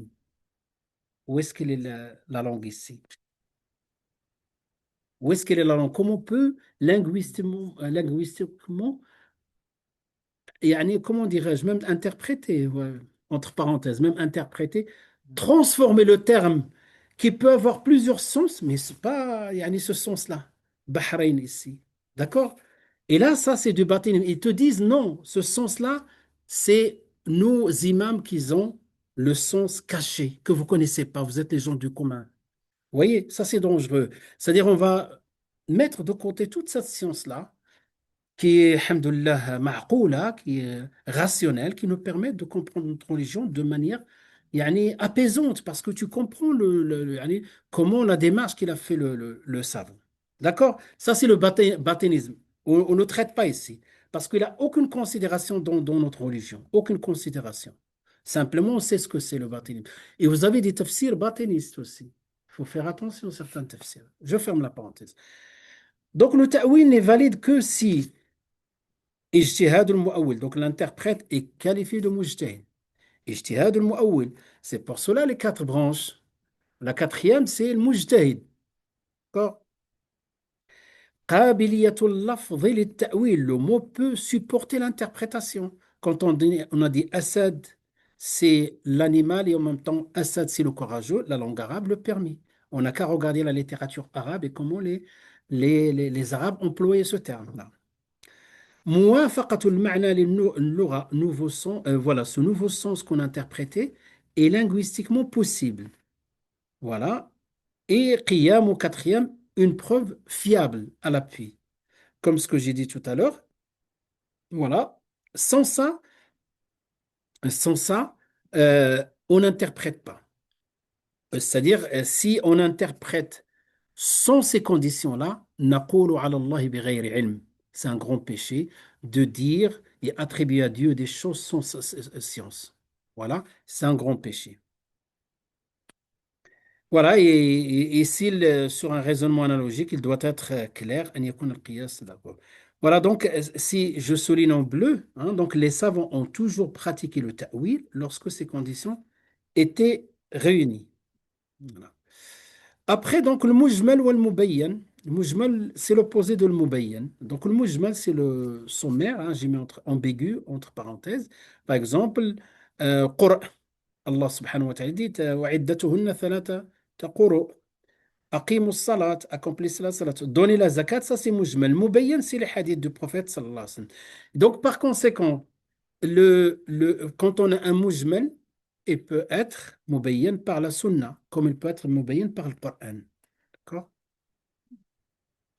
Voilà, donc ça c'est la deuxième catégorie. J'ai essayé de simplifier pour, alhamdoulilah, voilà, donc les quatre. An-nas, le sens catégorique, peut mettre le muhkam aussi, al-zahir, al-mu'awwal, le sens interprété, et le mujmal. Tout ça, تقسيم دلالة اللفظ باعتبار قوة الدلالة, voilà l'indication d'un sens, le terme, selon son niveau de discussion et pardon, de distinction et d'indistinction. C'est-à-dire القوة القوة باعتبار القوة tout simplement par rapport au niveau de la clarté.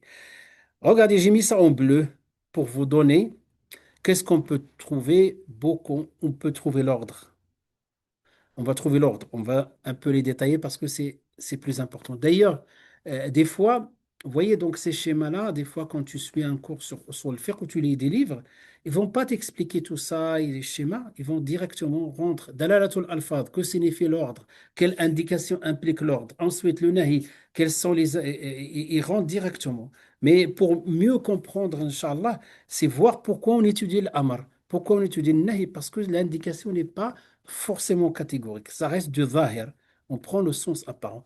Et le am et le khas. Donc, ces quatre, souvent sont. Pardon, le mutlaq ou le muqayyad. Donc, c'est pourquoi j'ai des quatre, parce que, voilà, un, deux, trois et quatre. Parce que le am et le khas sont le regroupe, et le mutlaq ou le muqayyad. Et là, je vais vous donner des exemples par rapport à al-zahir. Voilà. Voilà, si vous voulez, ces quatre là, ces six là, on les appelle siyaro al-taklif. En tant que mukallaf, Allah il s'adresse à nous à travers ces formes d'indication. C'est pour cela le ulama il l'appelle siyaro al-taklif. Siyaro, c'est-à-dire les formules d'injection. Pardon, d'injonction. D'accord? Voilà. J'ai rajouté pour faire la transition.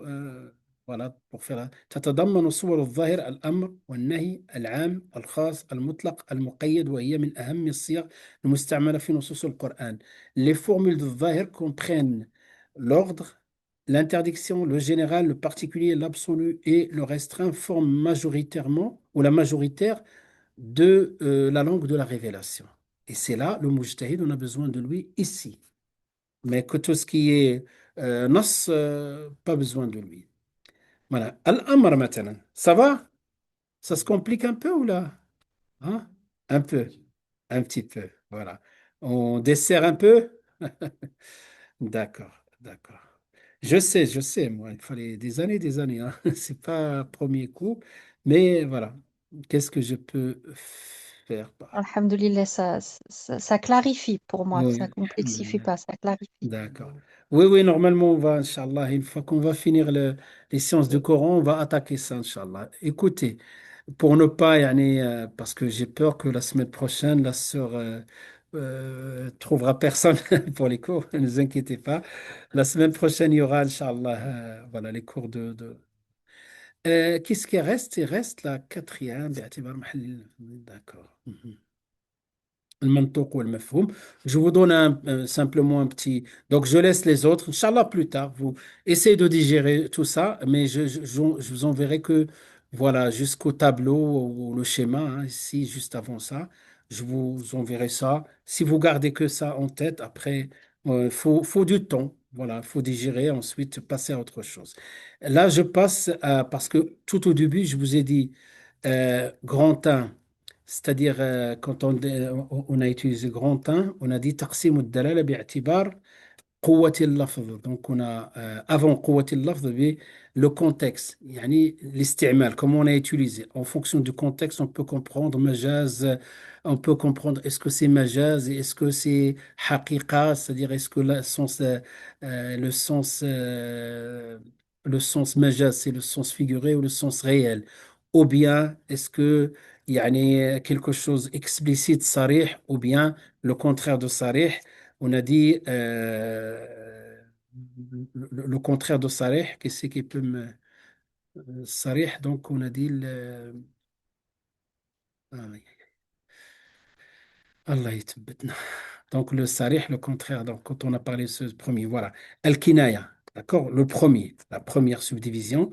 Ensuite, la deuxième subdivision, on a dit bi'tibar al-quwwa. Et c'est là où on a passé beaucoup plus de temps. On a dit, voilà, donc soit nas, soit zahir, soit mu'awwal, soit mujmal. Si vous gardez que ça, et surtout le mu'awwal, le zahir, le mu'awwal, le zahir, on ne peut, yani, en général, on l'utilise par défaut. Le mot awwal, il faut une raison. C'est pour cela il va vous expliquer, Inch'Allah, concrètement. Le ustad, après, Inch'Allah, cette partie en gris, Inch'Allah, on la laisse plus tard. Avec l'Oustaz Zakaria, vous allez voir, Inch'Allah, cette question-là, parce que puisqu'il va faire avec vous les groupes religieux. Voilà, les groupes religieux, c'est les SI2, les CR sont concernés. Je laisse ça, je ne vais pas vous envoyer tout ça, je vous envoie que ce qu'il faut retenir. Ensuite, donc, troisième, باعتبار محل الدلالة. Donc, comme tout à l'heure, je vous ai dit, les examens avant, يعني, voilà, dernier délai, c'est le mercredi. Donc, ça, هذا المنطوق, c'est ça, cette subdivision. هذا منطوق.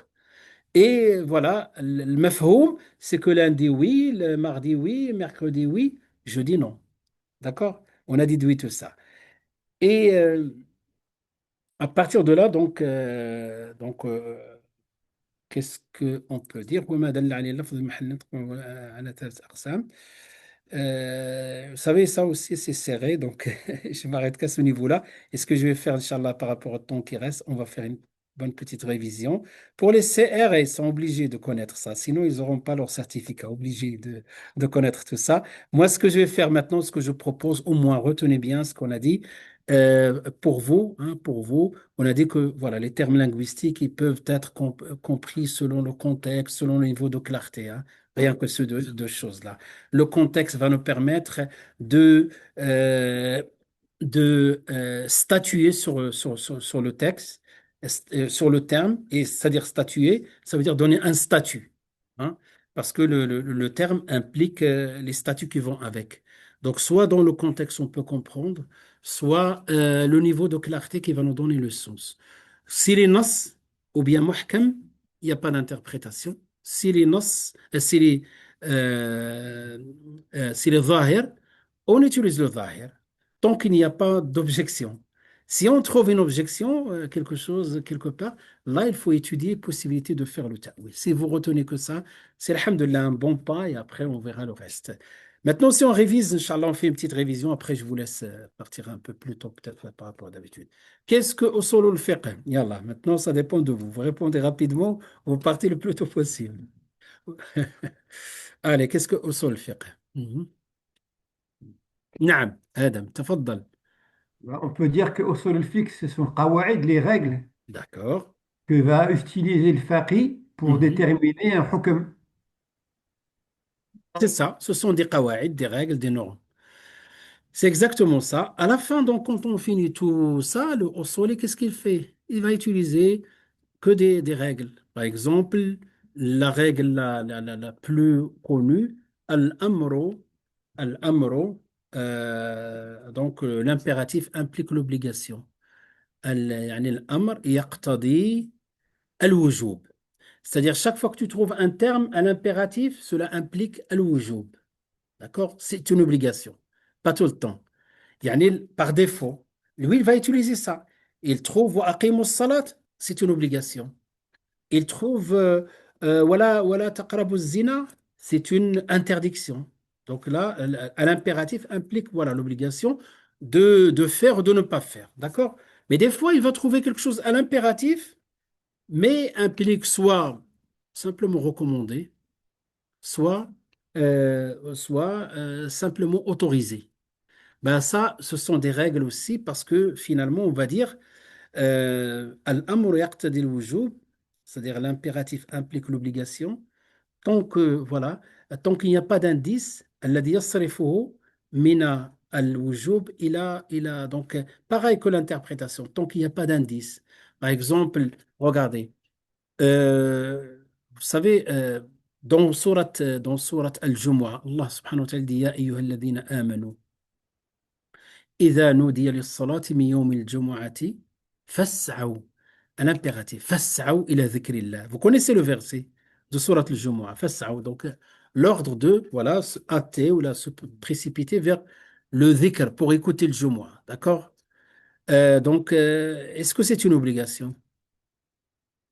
Je parle des hommes, hein, je parle des hommes, voilà, bien sûr les femmes c'est recommandé, d'accord, voilà, c'est une obligation. Pourquoi? Parce que l'impératif implique l'obligation. On va appliquer cette règle. On continue. فإذا قضيت الصلاة, et quand la salat est terminée, فاسعوا إلى ذكر الله. Donc, voilà, فاسعوا, c'est-à-dire, voilà, propagez-vous, là, quelque chose comme ça. Mhm. Est-ce qu'on est obligé, dès qu'on finit le Jumu'ah, de sortir? Dans la pratique, non. Il est un impératif. Vous devez, ça veut dire que vous avez fait des fautes, il fallait sortir tout de suite. C'est logique ou pas logique? Non, des fois, je dis simplement pour vous pousser les limites. C'est-à-dire, il y a quelque chose. Le verbe, il est un impératif et pourtant, et pourtant, n'implique pas l'obligation de se propager ou là de fas'aw ila afwan, fantashiru, voilà, partez ou là. Lorsque la salat est terminée, partez maintenant. Et si quelqu'un veut rester à la mosquée jusqu'au Asr, souvent, il reste. Ce n'est pas, on est bien d'accord. Personne ne va vous dire non, c'est haram. Et quel est pourquoi ici l'impératif ici n'a pas impliqué l'obligation? Ça peut être le contexte. Vous voyez, ça peut être c'est le contexte. Exactement, c'est ça. Vous avez une réponse exactement par rapport à ça, ceux qui sont à distance? Parce qu'il y a une qarina, il y a un indice, ça peut être un hadith ou un autre verset qui vient le faire descendre de ce Euh, niveau-là. euh, il y a un indice, mais pas tout à fait celui-là. Donc, 50%. Voilà. Hayat, naam.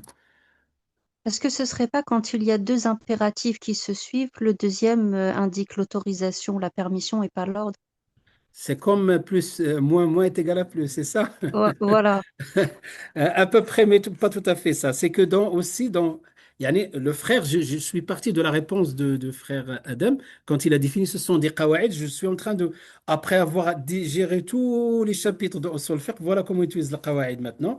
Dans la langue arabe aussi, lorsqu'il y a un impératif qui est venu après une interdiction, à peu près ce qu'il a dit la sœur, qui est venu après, mais c'est pas de la même manière, après une interdiction, donc il y avait une interdiction suivie par l'impératif, cela implique la laïcité, tout simplement. C'est-à-dire, on avait Exactement. le plus suivi par le moins, hein, ou plutôt, il y avait le moins, on avait l'interdiction de ne pas de venir à la mosquée, qui est suivi par un ordre de se propager. Donc l'interdiction suivie par ici par يقولون تقريبا بهذا الشكل كل أمر أتى بعد حظر فهو إباحة عبارة عن إباحة. Hmm. مثلا un autre exemple dans le Coran. Donc vous avez compris. Par exemple, Allah il dit aux pèlerins, est-ce qu'ils ont droit de chasser? Est-ce qu'ils ont droit de chasser? Euh, donc, ils n'ont pas le droit de chasser. Donc, ils ont un texte qui dit non, vous n'avez pas le droit de chasser. Mais après, Allah il dit donc, فَإِذَا حَلَلْتُمْ فَاصْطَادُوا. Et une fois que vous vous désacralisez, vous pouvez, il dit pas comme ça, vous pouvez. Fastado, donc chasser. Donc ici, c'était havr suivi par amr qui devient une interdiction, et une, euh, qui devient simplement une autorisation. Ce n'est pas grave si vous n'avez pas compris tout ça, mais au moins vous avez entendu ça, Inch'Allah. Vous avez gardé des traces. Ces traces, ils vont, Inch'Allah, on va Inch'Allah, petit à petit les réveiller, petit à petit, vous allez retrouver certains termes. Donc, usul al-fiqh, ce sont des règles, des normes et ces règles-là, donc, il y a quatre branches de usul fiqh.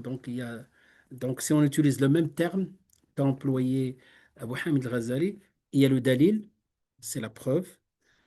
Il y a, naam, non, le dalil, c'est l'arme.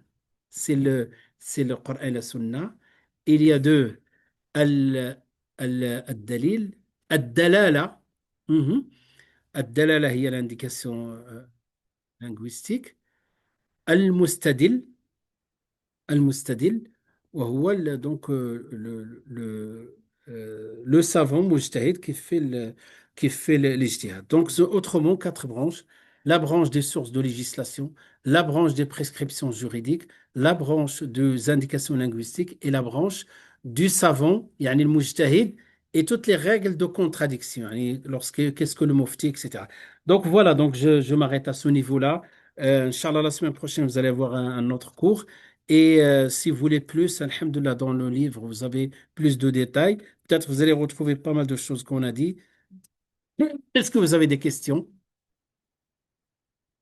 سبحانك اللهم وبحمدك نشهد أن لا إله إلا أنت نستغفرك ونتوب إليك سبحان ربك رب العزة عما يصفون وسلام على المرسلين الحمد لله رب العالمين نعم حياة تفضلي Oui, juste quand vous dites qu'on va avoir le reste avec l'autre professeur, ça veut dire qu'il y aura la suite des Non, slides, non, c'est pas ça? ça. Je parle avec les SI, c'est vrai. Les SI, la Ah, semaine prochaine, vont avoir cours. Vous n'avez pas cours dimanche matin. Voilà, donc, parce que même votre, votre cours, il s'arrête à ce niveau-là. Je pourrais vous faire peut-être éventuellement avec vous une version courte sur les indications linguistiques, mais sinon, on va attendre la version complète sur les indications linguistiques. Donc, la semaine prochaine, il y a les cours du droit de la famille pour les SI. Les CR, Inch'Allah, vous avez la semaine prochaine que les cours de la semaine, Inch'Allah. Sinon, si j'ai oublié quelque chose, je vous tiendrai informé sur les groupes. Voilà. Donc, je parle, eux, nous, en CR2, on fait les droits de la famille, on les fait les mardis, n'est-ce pas? Eux, ils ont une version plus légère voilà, qui vont la faire pendant le dimanche matin. Voilà, barakallahu fikum. Wassalamu alaikum wa rahmatullahi ta'ala wa barakatuh.